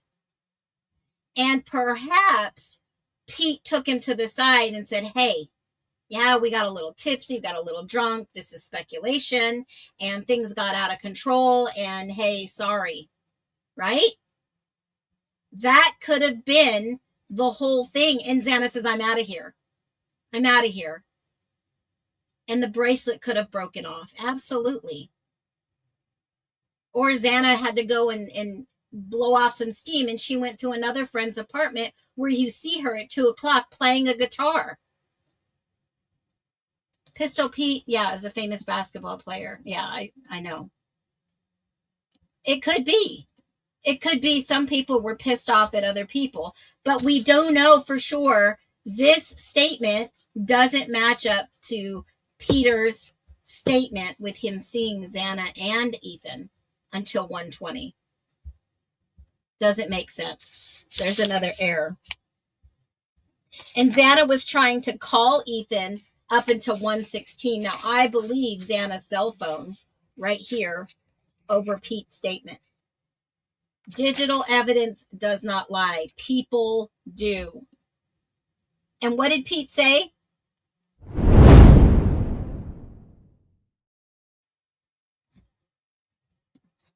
What did Pete say? I'm not going to lie. Folks, you can't make that up. Why was Pete going to lie? Because he knew he would have been caught. But listen to what Pete says that he did to Ethan, and listen to his words very closely. Now, we're not saying that he is guilty of anything.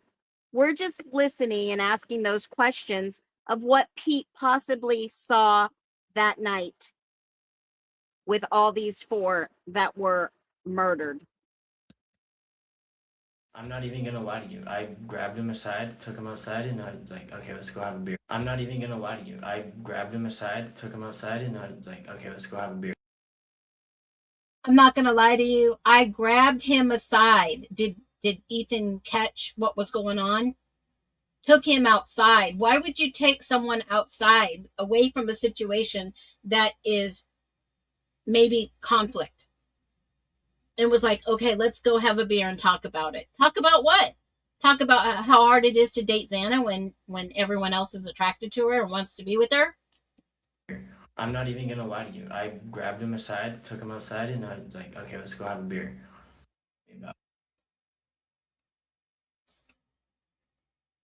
Maybe an altercation because I saw him. I was with he and Xana up until about 1:20 that night. I determined, Phoenix Talks has determined that is a lie, Pete, according to the cell phone records in the broken plea. If these records are correct, I believe that was a lie. Maybe an altercation because I saw him. I was with he and Xana. Maybe an altercation because I saw him. I was with he and Xana up until about 1:20 that night. 5 things that could have led to Ethan's death. Maybe an altercation. Those are all really skeptical, though. I mean, I didn't know what to put. I'm just trying That investigator was fishing. to like maybe think of something to help you, but maybe an altercation because I saw him. I was with he and Xana. Was there an altercation at the Whites? What do you think? Drop your comments below. Thank you so much. You know the drill. Be well.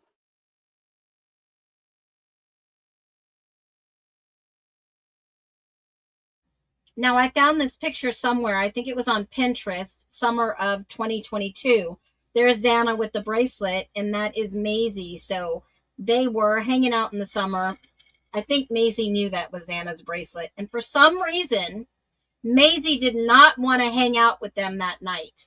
Did Maisie know what was about to go down? Did Maisie know that something was awry that night? Shout out to Connor over on the YT for Peter E's interview. Thank you so much. Yep. Shout out to Connor. Thank you for that amazing interview that has broke this case wide open with some, misinformation, if you'll have it.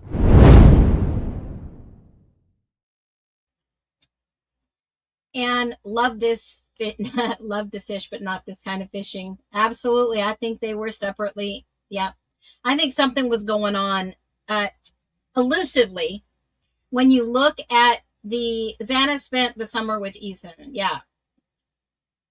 And they were only dating 6 months. So they started dating in the summer. This was the first school year that they started dating at the college.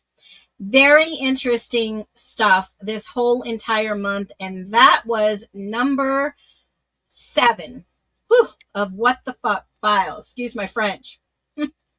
Now, number 6.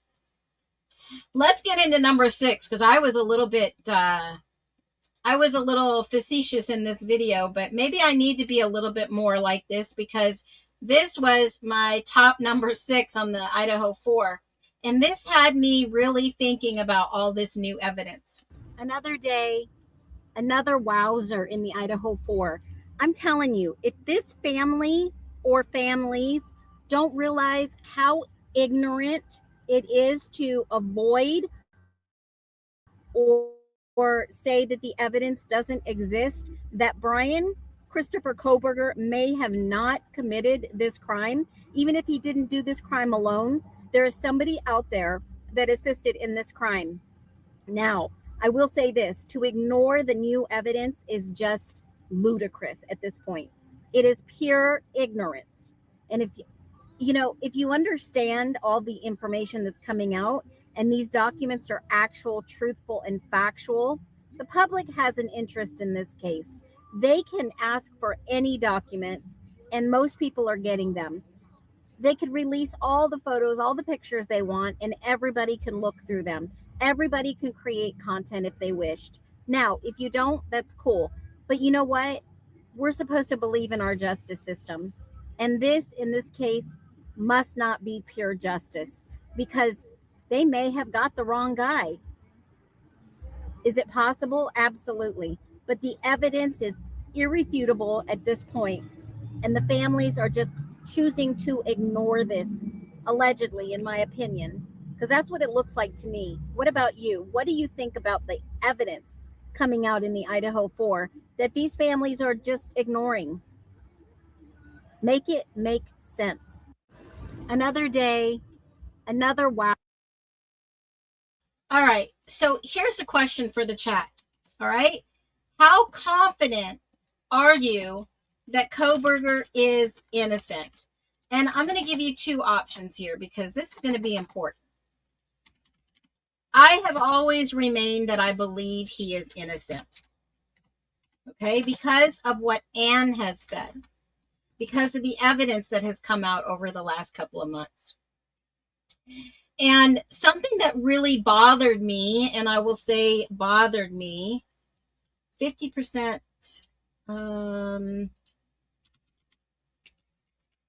I'll just give you two options here. I'm going to put this up on the screen. How confident are you that Koberger is innocent? Where do you sit today with all of the newer evidence coming out? 50% or 100%?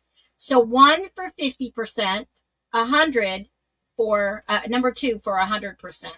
How confident are you?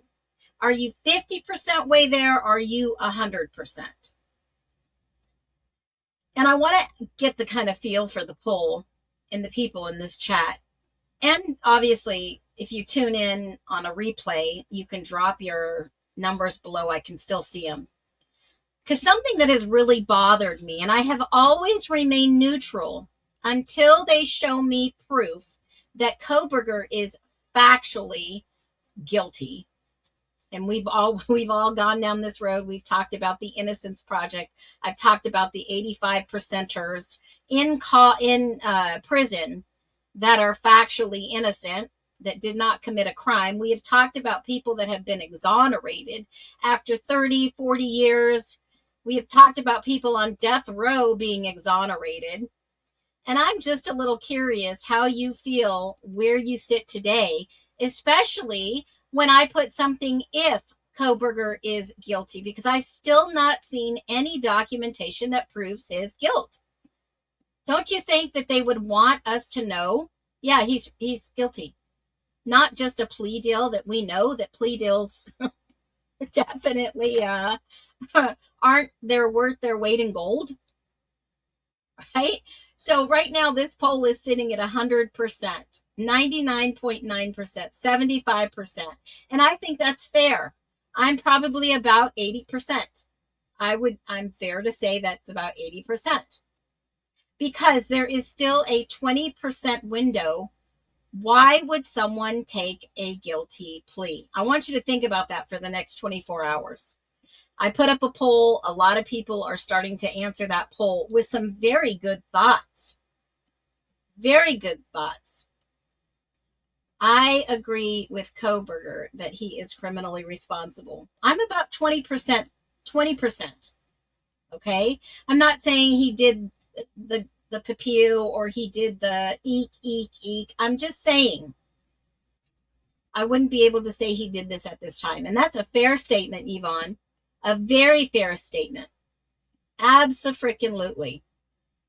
All right. So on Justice for All, just by the way, I just have to plug this in here. You're going to see all the Koberger links, the ISP photos, the transcripts, court transcripts, FBI hair analysis.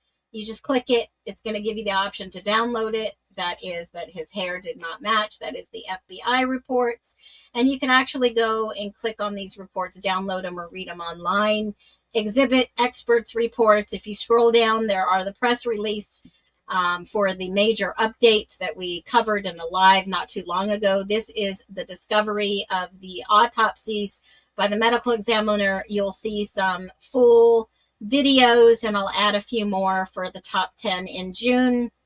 And some of the major profiles that we've done, 95% convicted without a trial, 85% of them are innocent.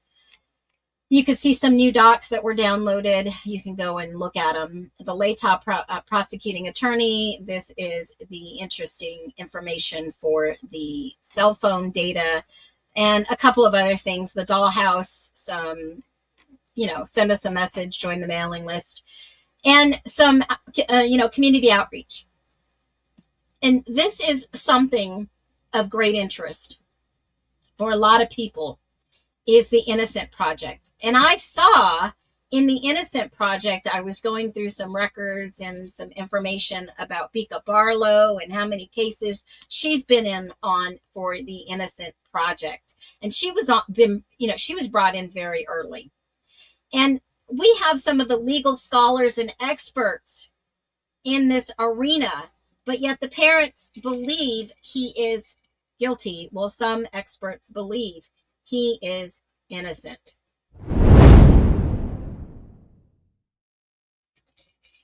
Now, keep in mind, that was number 6 on the top of June. We're counting down to 10. I already gave you 10, 9, 8, 7, 6. And one of the middle largest streams was this interview, this actual live. And one of the most interesting lives I think I have ever done in a long time was this live in regards to reckoning time, the autopsy results, the fallen narrative. We went over this live, and I actually went through, and let me just pull this out real quick. I went through, and if you look at the intro, Dr. Sting's background. Know what they're. And you can go to the state of Idaho. The actual exhibit filed by the state versus the Washington autopsy. You can actually go through and see the visual injuries of Ethan that I did a high overview of. And then KG's autopsy. We talked about this a little bit. We talked about, there was a mention of the missing sock in Maddie's bed. I had found that a long time ago and matched that up, and it made total sense when you start looking at these pictures and start looking at certain things. Then we talked a little bit about Maddie's autopsy with no pictures for the other 3 girls. I did that for a reason. And then we reviewed a little bit about Xana's autopsy. And that's the night that the information came out. This was probably one of the most interactive, interesting videos that I had done in a long time. And it's not because of the autopsy results. It's because of this case interest. And I often wonder, is this case interest because people are really interested, or is it because people know that there has been some injustice in this case? What are your thoughts? Do you think that it's because of injustice, or is there just a common morbid? Or is there just some common thing in us that drives us to want more answers in this case? This case has been by far one of the hardest to follow, if you would agree with me, one of the most sketchiest, and I believe it's sketchy, and one of the most AI-ish cases that I have ever seen in a first. This case rocked the nation and possibly the world. I would agree with you. Great comment. And someone said, so we really need to look into the actual tech Othram is claiming. I think it's all BS. Well, no, I mean, cold cases are solved. They have solved several cold cases. I did a whole stream on Othram. I did a whole background research on what they're doing, just like the Florida company that was involved. And I mean, they're doing good work. Cold cases need to be solved. I talked about 3,000 cold cases right over here with the Department of Phoenix. And they were going to close that facility, close that department because they didn't have enough money and manpower to run that department. And now I understand why. Because getting DNA is expensive and they don't have the resources to go and get a cost analysis or pay for all the DNA that would exonerate innocent people. And could you imagine our justice system falling apart because now people can be exonerated from crimes they didn't commit because their DNA is not present? And we'll talk a little bit more about that tomorrow for sure. All right. When someone tells you they are, believe who they are. I see no reason to argue with BK. Yeah, he took legal responsibility for the Idaho 4. Whether he was a part of it or not, he did accept the legal responsibility. I get what you're saying. But we have never seen any allocation. We have never seen why he did it. No articles, no interviews, no $1 million book signing, no $3 million movie deal. We have still not seen any proof of guilt. And that is not what our justice system is about. It is not. And that is why we deep dive, and we still continue every day until more truth is seen. Until Brian Koberger stands up and tells the world, or at least one person writing a story or a book or an article or a newspaper or a movie, a documentary, how it took place, and how did blood get at the whites, and how did Xana's bracelet possibly show up at the whites, and why is everybody lying on their time frame, then I'll believe it. Oh, and by the way, in the forensic reports, possibly, allegedly, per the documents, how did Hunter Johnson, Emily Allant, and Dylan was excluded, and Bethany's bloody possible fingerprints get on the back sliding door? If they went through the front door, why would it be on the back door? Those are things we have to ask ourselves. Absolutely, I'm starting to believe the same thing. And the reason I say that was my number 9 video of the month. In the recap of this month, what we found first is, oops, someone missed those cop diamond shape possible shoes. Totally, 100% agree with this. Now, the reckoning time in this video with the 75-page autopsy, I read that autopsy, went live right away. That was a crazy night. And that was the top 5. But the oddest thing of my top 4, you guys want to know what these are on these videos? Here's top 4. Number 4 blew me away. Now, I don't know who's watching my streams, but number 4 ranked so high. Why would a Sigma Chi video be ranked so high? It kind of just shocked me. It shocked me. Because I'll tell you, I think a lot of these frats do watch the stream. And in this video, there was, I didn't put the timestamps. Dang it, I'll have to do it. Timestamps. There was a lot of information shared in these videos, right? Talked a little bit about the background. We went into it. We talked a little bit about we went and listened to his interview. We reviewed the interview. This was a stream where we listened and we broke out every little thing in his interview. Because this interview came out, and I thought to myself, we need to do an overview on this interview. This guy had a lot of things to say. And this interview just stuck out in my mind. And the background of Kevin Cobley, is it Cobley? Cobley. And it's Calvin Cobley. And I did a little bit more digging into him. Did you know that he had a published study? Yes, he did. He had a published study. I went and looked at his studies, and I went also, and let me show you what I found. I didn't have it pulled up at the time, but let me go grab it. He had some interesting studies done, and guess who one of his Rocket Reach, was it Rocket Reach? No. hold on a minute. There was a study done. Whose was this? He actually partnered with another guy that we watched in his interview, and he had some published studies done. And this was on agriculture and farming, I believe, or water, or something to do with water or something.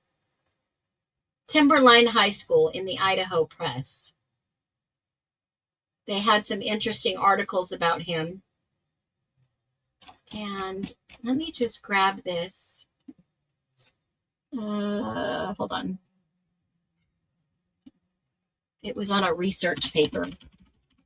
He was assigned to a research paper with a couple of Chinese scholars. Here it is. Here's a couple of them. Let me just grab this.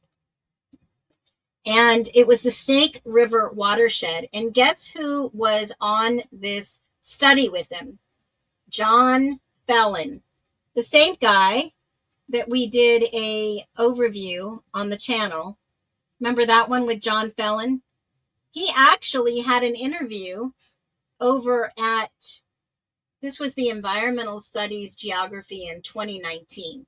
So these guys were hanging around each other a long time, even before, I think they were already in the frats, but they were working together.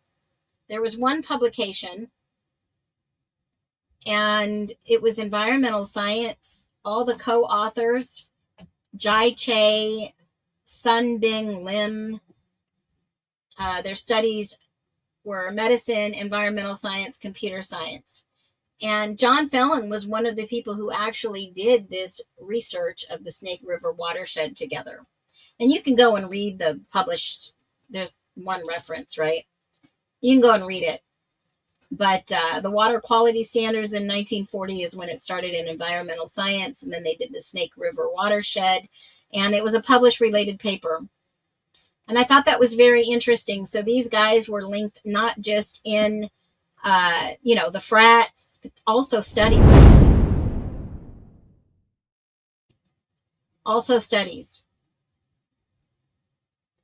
So there was something very interesting with Sigma Chi, especially with, some of the sayings with Hudson Lindo and the water. And I mean, these guys knew about these things. They had to have, in my humble opinion. It's just my thought process. So again, that was on the list of the top 10. That was number 4. Always thought that was sus. And I'm glad that we reviewed that interview with him. My top 3, and RIP Xana. Top 3 was Xana's last message to the world, ? Was this her last message to the world? And that was basically reviewing some of the crime scene photos and what she had possibly alleged written on her nightstand.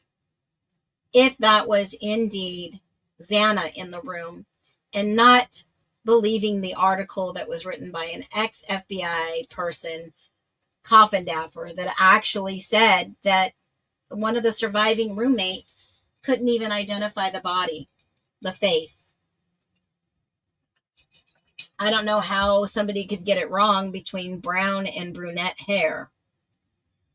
But I think we're focusing on the wrong frat, though. We possibly could be, because I have actually requested some interviews of Delta Tau Delta and all the people's names that we know so far that were on the witness list. Did you guys see any frats on the witness list that were from another frat? I don't know about you, but let's go and review that real quick, because that is a very interesting topic. How would we know? We would have to look at the witness list that they brought in. I mean, that's not going to tell us a lot, but I think Sigma Chi knew that the adults may have been doing something, maybe supplying, allegedly. They were talking, if you knew where you could get some stuff, do you know where you would go? Yeah, some of these people did know.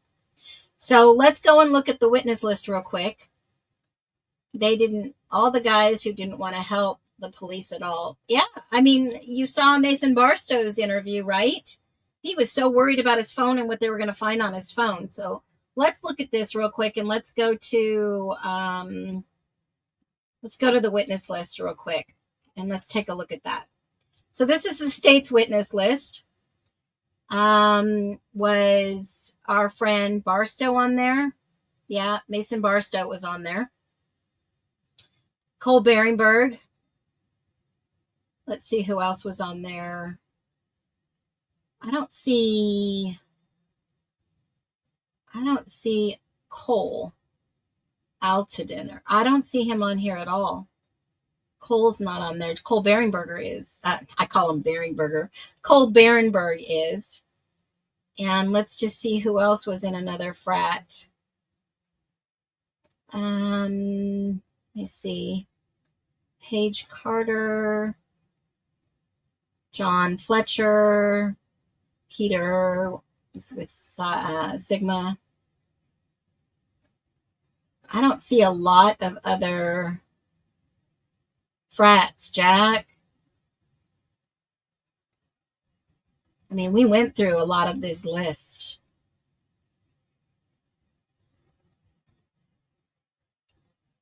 Quinn was on the witness list.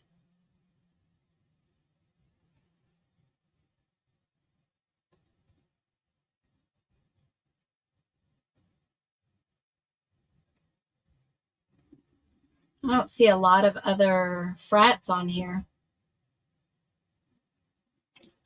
How about, what was that guy's? Connor Chestnut is there with the Delta.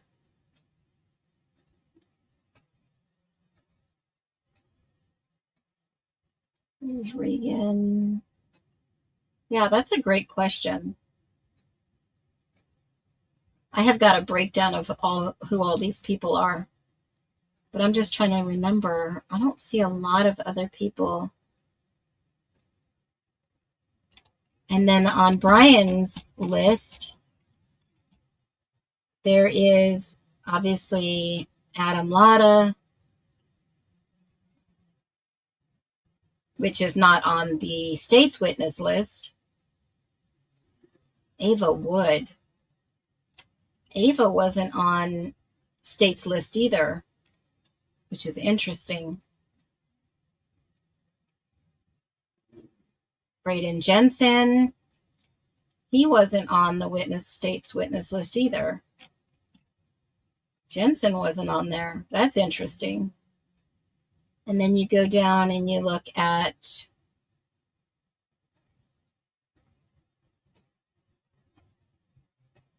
most of these guys are all police, FBI, ISP.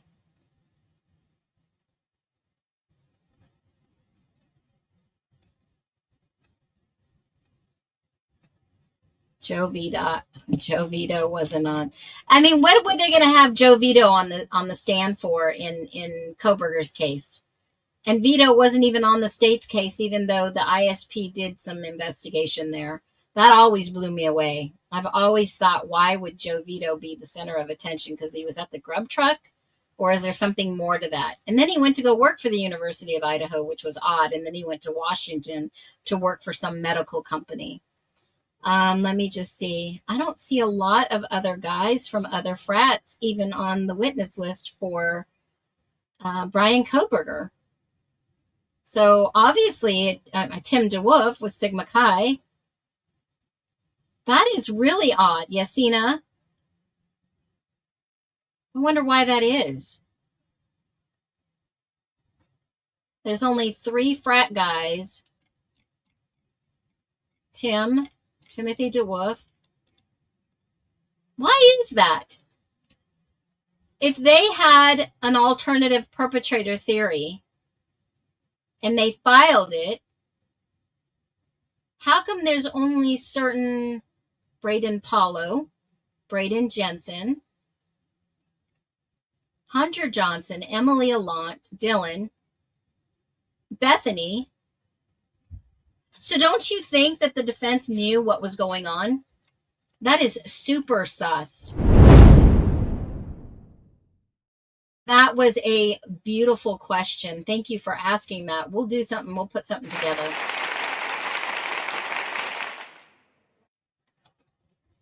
Hi, Davis, DTB. Yeah, something's up with this defense versus. See, and that's the strategy. When you go to court, you have the prosecuting attorney has to prove their case in chief.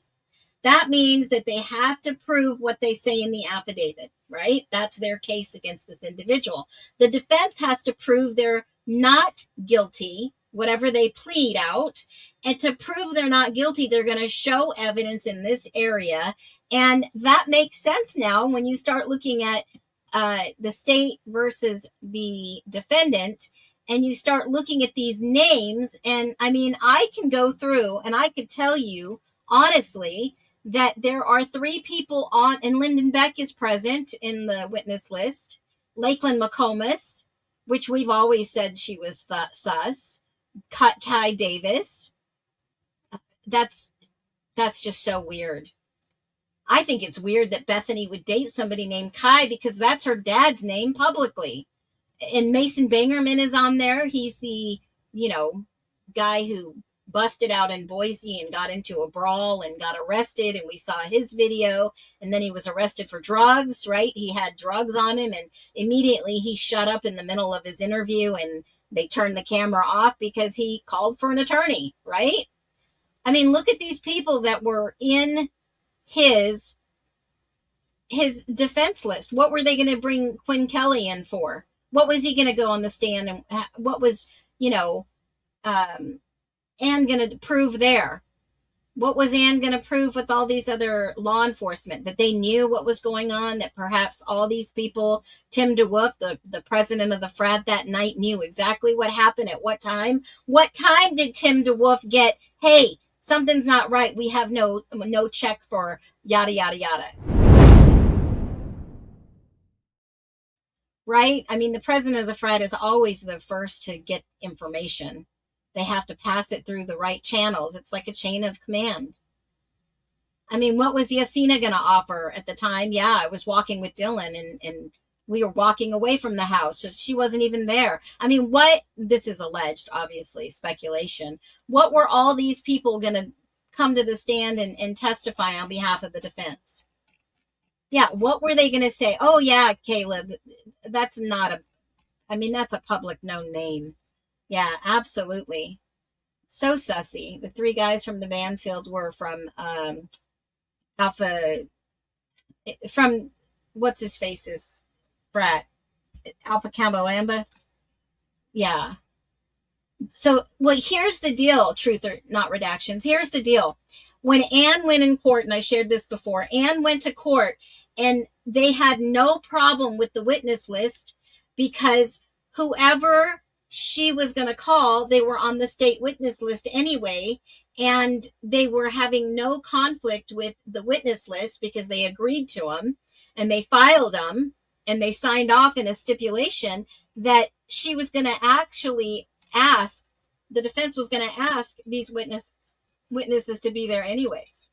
So I thought it odd because the people, and remember in the court hearing with Judge Hippler, he said the people that are on the witness list for the state are going to be called up to testify. And what's going to happen? Is somebody going to confess in the middle of trial? I doubt that would happen, but what if somebody confesses?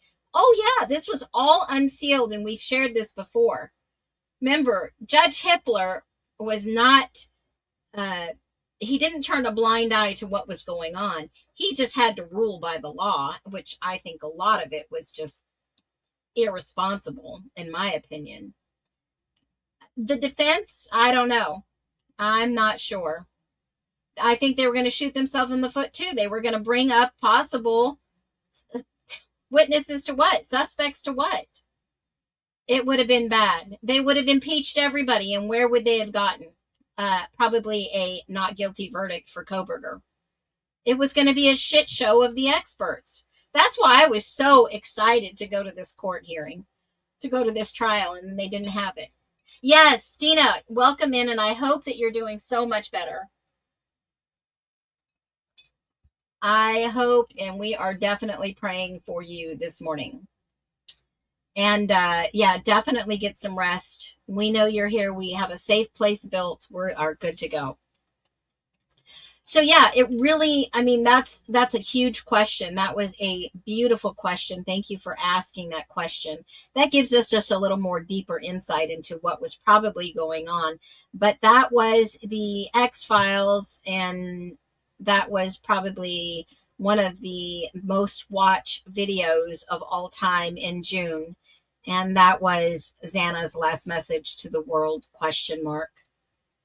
And then number 2 was just, I can't believe how many views some of these videos get that are just really nothing. They're so simple, right? I mean, when I think of something, I put a video out there because I really do believe in justice. I really want to believe in our American court justice system. I really do. And if something's wrong, they need to fix it. We all can stand up and do something about it. A legislator, it only takes one person. Really, seriously. One person to stand up. And this was the Idaho 4 in regards to Kaylee's injury. A simple, overlooked possible injury. It wasn't a deep wound. It wasn't a disfiguring wound. It was just surface scratches wound. It was not even a really deep wound. But it was something really that sparked my interest because Ethan had an injury wound, and it was actually a Y-shaped wound.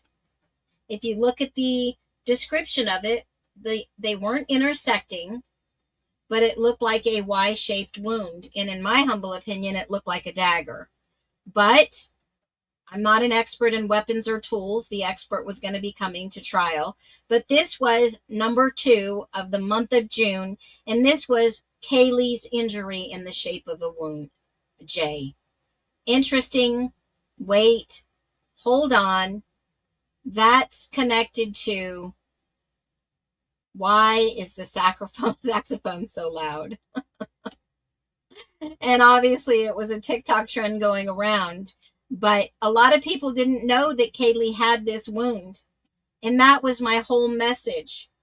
If you can get a lot of people to look at something quick, you're not spending a lot of time on it, but you're informing people that this exists. Start looking into this case. Not everything is as it seems in this case. And that was number 2. That was number 2. Let's get into number 1 with a big, huge, loud, what? Drum roll. Bongos, drum roll, whatever you want to do. This was wild when I realized what they had done. Some of the past pictures in social media, this was the number 1 of the month of June. 6.2 thousand views. That's 4,000 views more than usual. And 86% stayed to watch. Unbelievable. But what caught my eye was this was Maddie, I believe, or Kaylee, holding this big, huge knife, and they were playing Fruit Ninja Lifestyle. And I thought to myself, these girls were friends next door at the 1112. They were friends. But the owner must have updated the paint or the siding of this house in 2022. Because this was last year's picture that was tan. And then they updated the house color in the fall. And I wonder, folks, and this is just a thought of my own, I'm going to show you again a real quick clip of Connor And if you don't think that the frats are responsible for those people who don't think the frats may have done this, and mind you, they may have not. They may have not. I'm just saying general. Okay? You look at the outside of 1122 when Noons arrives and shows up, and this is the raw footage on Connor's channel again. You can't see much of the street, but all the houses on that side seem to be the same color. You drive by 1112, you get to 1122, and I'm going to look at a big overview picture. These three houses almost seem to be the same color. Was someone painting these houses, and was that the ladder that was left? Was 1122 going to be next to be painted? Because for some reason, most of these houses on that side are almost a shade off. Almost the same color in some of these pictures. And I'm wondering, was there a painter around painting these houses at that time? I know there was a rumor about the ladder, painters, drop cloths, stuff of this nature running around. And I just had to think for myself, you know, I'm going to go back to Connor's channel. I'm going to go look around and see if anyone else's houses had been painted. This house had to have been painted recently. There was some paint drippings. There was, the same owner, the same owners of companies. They were all in almost the same, this house looks like it had been newly painted. The house next door to it looked like maybe it had been painted that summer, right? And that would be a great time to paint. Summer, end of summer, beginning of fall. And was that the ladder that was hanging out across the way? This house also looked like it had been recently painted. And the one on this side, because the one on this side was never really blue. It was brown, and it was a log cabin looking style home. Why wouldn't they use they could use a paint sprayer. The plumber dropped off supplies. They were doing some repairs. I mean, let me go back. 1126 King Road. This house used to be brown, and all of a sudden this house is now blue, right? This house looked like it had been painted too a little bit recently. Let me just go back and look at the other houses. This one on Zillow, I don't know what date this was, but they look like perhaps they did. I mean, what student is going to really want to go and rent a room in a dumpy house, right? I mean, unless they're paying a really low rent. But if these real estate guys can go in and flip a house or upgrade houses, people are going to pay more to live there. That's just common sense. This house looks like it had been painted. Maybe this was taken in 22, so that looks like it had been updated. And I just started looking at a lot of the other houses to see if any of these houses had been painted or updated. And most of them had. Most of them had been improved, except for 1122 hadn't looked like it had any upkeep in a while. Were they going to start painting 1122? Possible, right? I mean, does anybody really remember when Bertie and I were going live on the TikTok days, and this guy came on and said he was the son of Team Realty, Real Estate and Property Management, Alpha Kenny Kid? He showed us his ID live, and I got his name and looked him up and all that stuff. And he was a little sus. He's a guy with the tattoo. His wife has some ties to Brazil, and they travel, and he was injured around that time frame. Does everybody remember that? Yeah, that was kind of weird too. That somebody would go on a live that had some type of connection with this house, and that he said he showed the girls the house, and he called her Kayla also. He didn't call her Kaylee. That was another person that called Kaylee Kayla. Oh my God, I have that live still in my repository. I still have that live. Oh my God, do you remember? He called her Kayla. He did not call her Kaylee. And we all joked because he didn't get her name right. But other people called her. No, that wasn't Jovita. That was Devin, the guy who had the tattoos. Let me look in my... Hold on a second, guys. Let me grab that live. I'm going to pull it up and see if I can show you guys. Hold on a second. That was freaking wild. This was back in the day. Let me see if I actually have this recording on my... Yeah, I do. Hold on. That was back in the day. That was so freaky. Was it this one? Hold on, let me see.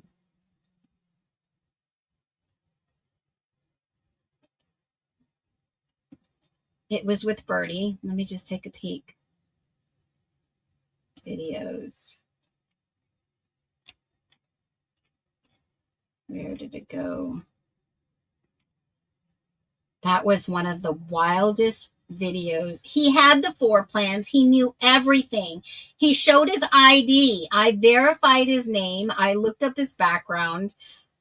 Some of the stuff that, and he did have an injury. His wife did a GoFundMe, right? Let me see if I've got the videos in this folder. It was so freaking wild. So wild. Where did it go? Videos. Here we go. All right. Hold on one second. I'm going to let it load. It was a while ago, so it's going to take a little bit to view. It's crazy. This was wild. Let me see if it's on this one. So early back in the days. That's not going to pull up for me. I knew it. It's just, it's too big of a recording. All right. I'm going to have to load that. Maybe we'll do a recap of that. You guys want to go back and take a look at that video? Oh my gosh, that'll give me time to load it up and we'll do a live. I'll do it. Listen to the way you think it sounded like Joe. Well, it wasn't Joe. It was actually Devin. I'll show you his Facebook. This was, and it's all public. This was his Facebook. Hold on. That was one wild call. And then Birdie hung up on him. Oh my gosh, hilarious. Let me see. Where is he? Let's see if he's still up here.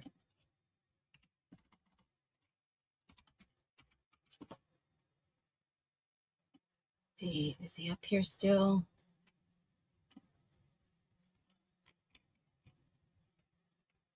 Yeah, Alpha Kenny Kid. Ugh. I remember that. Yeah, where's Blaker today? Blaker is right here, City of Moscow Police Department. Blaker, U of I, Rowinski, still on detail. All right, let me see if I can find him. He's a...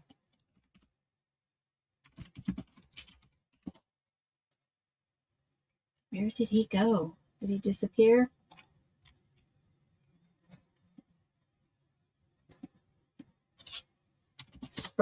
Spurgeon was his mom. Debbie, I think it was. Team Real Estate. Here we go. Yeah, she works at property management. Here is her. And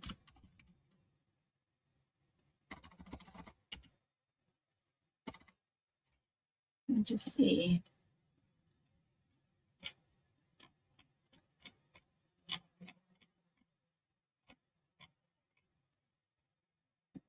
Changed all their photos. It's crazy. So this is the guy. This is the guy that called in. All public information. He called in, showed his ID. The caller, no, and he showed his camera. It was absolutely him. It was absolutely him, 100%. Yep, totally him. This was his mom, and she runs Team Idaho Property Management. And he basically said, yeah, this is his wife. This is his wife. Okay, the guy with the red hair. Spiky blonde red hair, maybe? I don't know. Possible. And he has a bad drug history. He said he told us he did. Blonde, spiky hair, maybe. I don't know.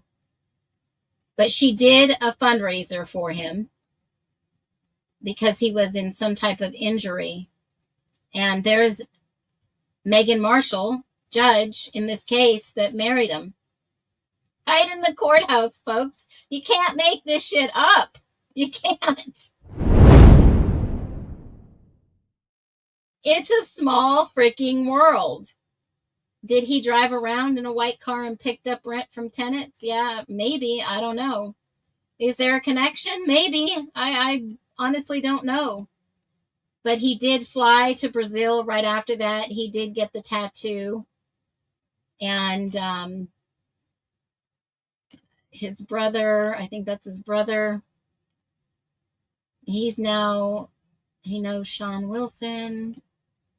Let's see. It looks like he took his profile offline. But he's the one with the tattoo on his arm. He's the one that got cut on the leg or some injury on the leg, sepsis or something like that, allegedly. She did a fundraiser for him. This guy. I wonder, maybe was he involved in it? Could he possibly be? I mean, she even posted on her Facebook about the case back in the day. Let me just see.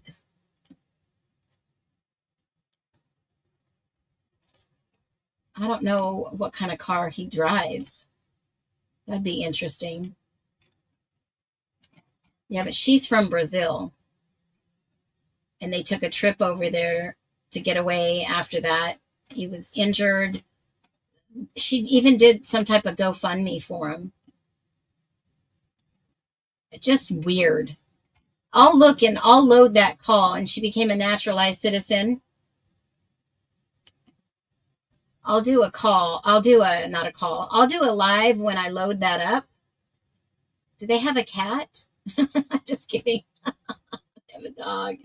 Oh, I'm such a fur baby person.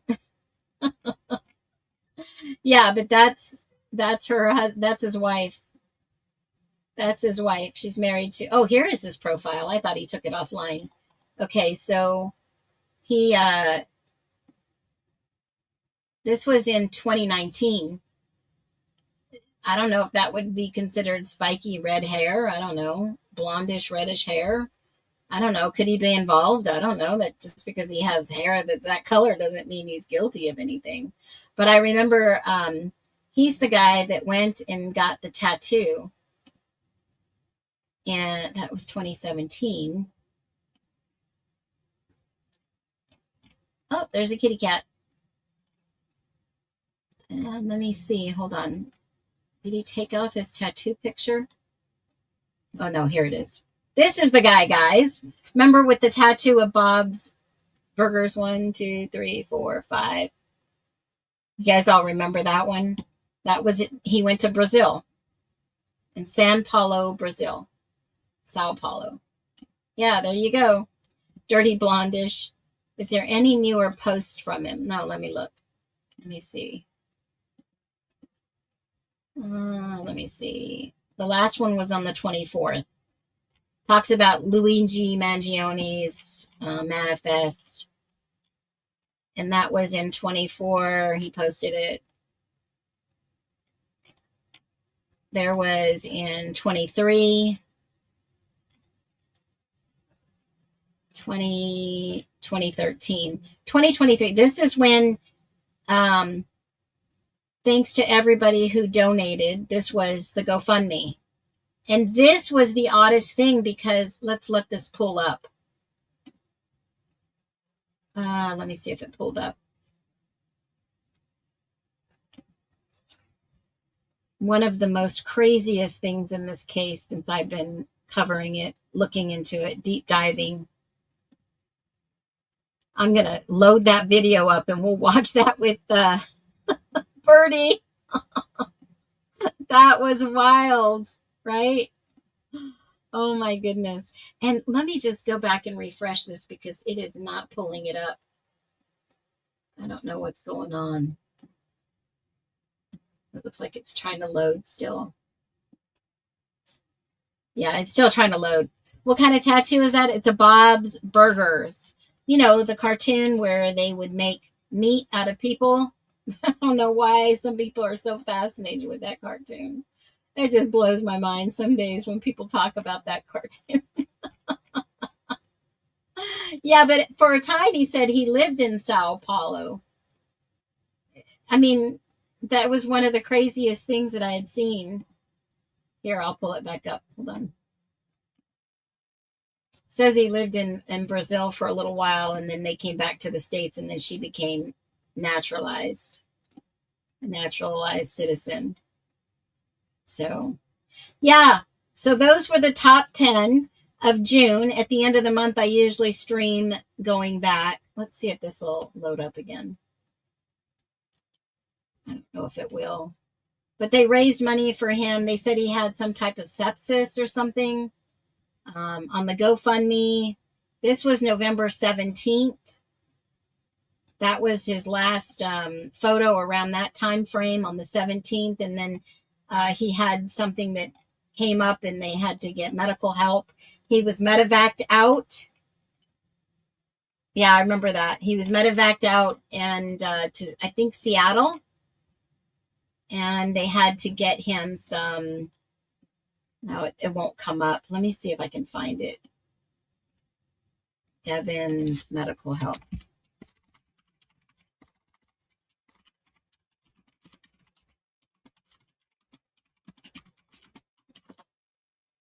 Let's see, here it is.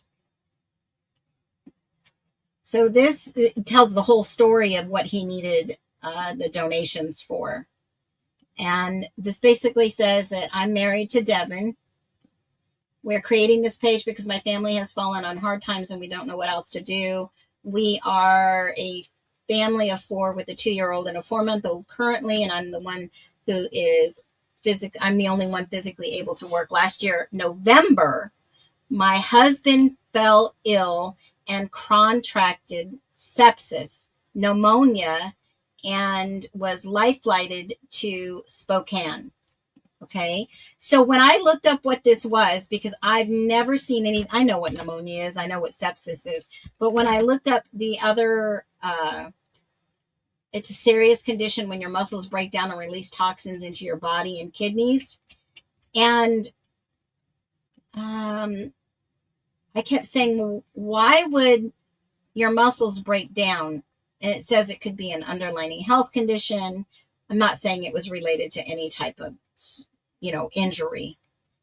But it does specify an injury or trauma can break down the muscles rapidly, and crushing injury can cause you to be really losing your muscle, right? So immediately, a lot of people are like, oh man, people in the military get this all the time, especially where they're going intense training or an injury or an athlete muscle injury. And I thought to myself, well, what kind of injury was he involved in November, right? And, everybody's mind went, well, he was life flighted from Spokane from Moscow into Spokane. Well, so was Mowich. Mowich was life flighted, right? These two guys, are these two possible guys involved in this case? I don't know. I have never seen any proof that they have been involved in this case. Were they renting at the Whites? I don't know. Did they drive in there at the time? I don't know. I mean, this is all speculation. Into our show on TikTok and starts talking to me and Birdie, and obviously he shows his ID. You never show your ID online. And then I found more and more and more and more about him. I found out about his background, and I asked him on the stream, and he admitted he had some trouble with the law, but he's really best friends with some of the cops out there, and yada yada yada. Just weird. But this guy did also do door dashing, right? And now his wife does door dashing, house cleaning, making and selling chocolate and food from our kitchen, as well as restarting my job at the local airport after my maternity leave. I mean, they were really in some trouble. And he used to do all the management for his mom that I showed you that owns Team Realty in the area. So, I mean, they know people, they know each other. And it just was odd that he would call into our stream and he was blaming the frats left and right. Right? I mean, he also did say that Koberger was guilty 100%. He just knew Koberger was guilty. It was wild. So Bernie and I played good cop, bad cop, and it was just a wild ride. So I'll share this link below in case you guys ever want to go ahead and take a look at that. And that was the top 10 of June. I'm so excited to bring you back here tomorrow. And I will be at my normal time at 3 o'clock Pacific Standard Time.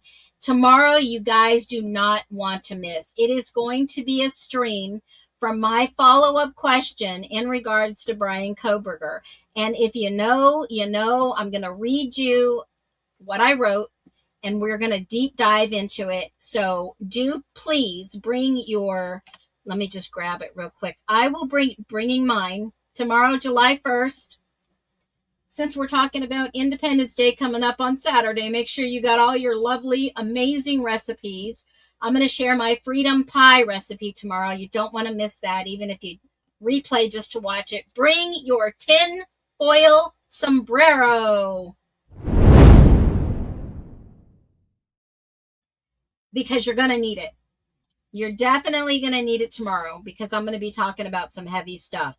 But if, and only if, we're going to talk about this, if you are part of the, if Brian were innocent, what single reason would be powerful enough to make someone give up the rest of their life without ever explaining why? And that was my post that I made. We are having a live stream about it. It was incredible. The feedback of people talking about this one simple question. And I believe I may have some answers for you guys, because truth is presenting itself. If Brian were innocent, what single reason would be powerful enough to make someone give up the rest of their life without ever explaining why? And that fireball moment was brought to you by Phoenix Talks. And I not only talk the talk, I walk the walk.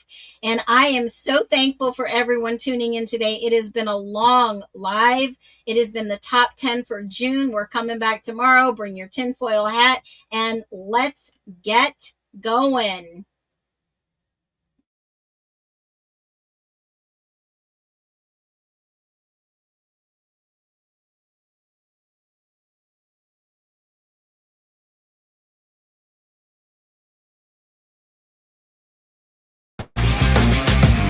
The world wakes up, a brand new stage, new promise, written on the page. We saw the cracks, turned a new age, tore up the script, got out the cage.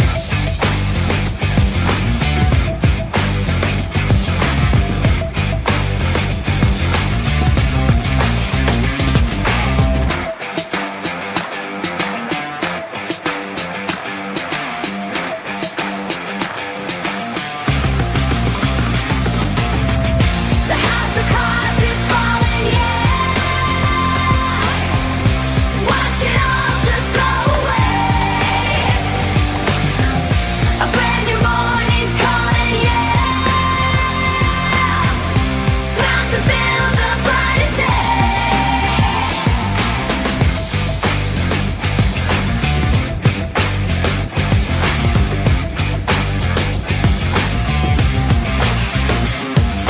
The roots dig deep, they can't be stopped. A solid truth that can't be topped. For every voice they try to drop, we rise up higher from the crowd.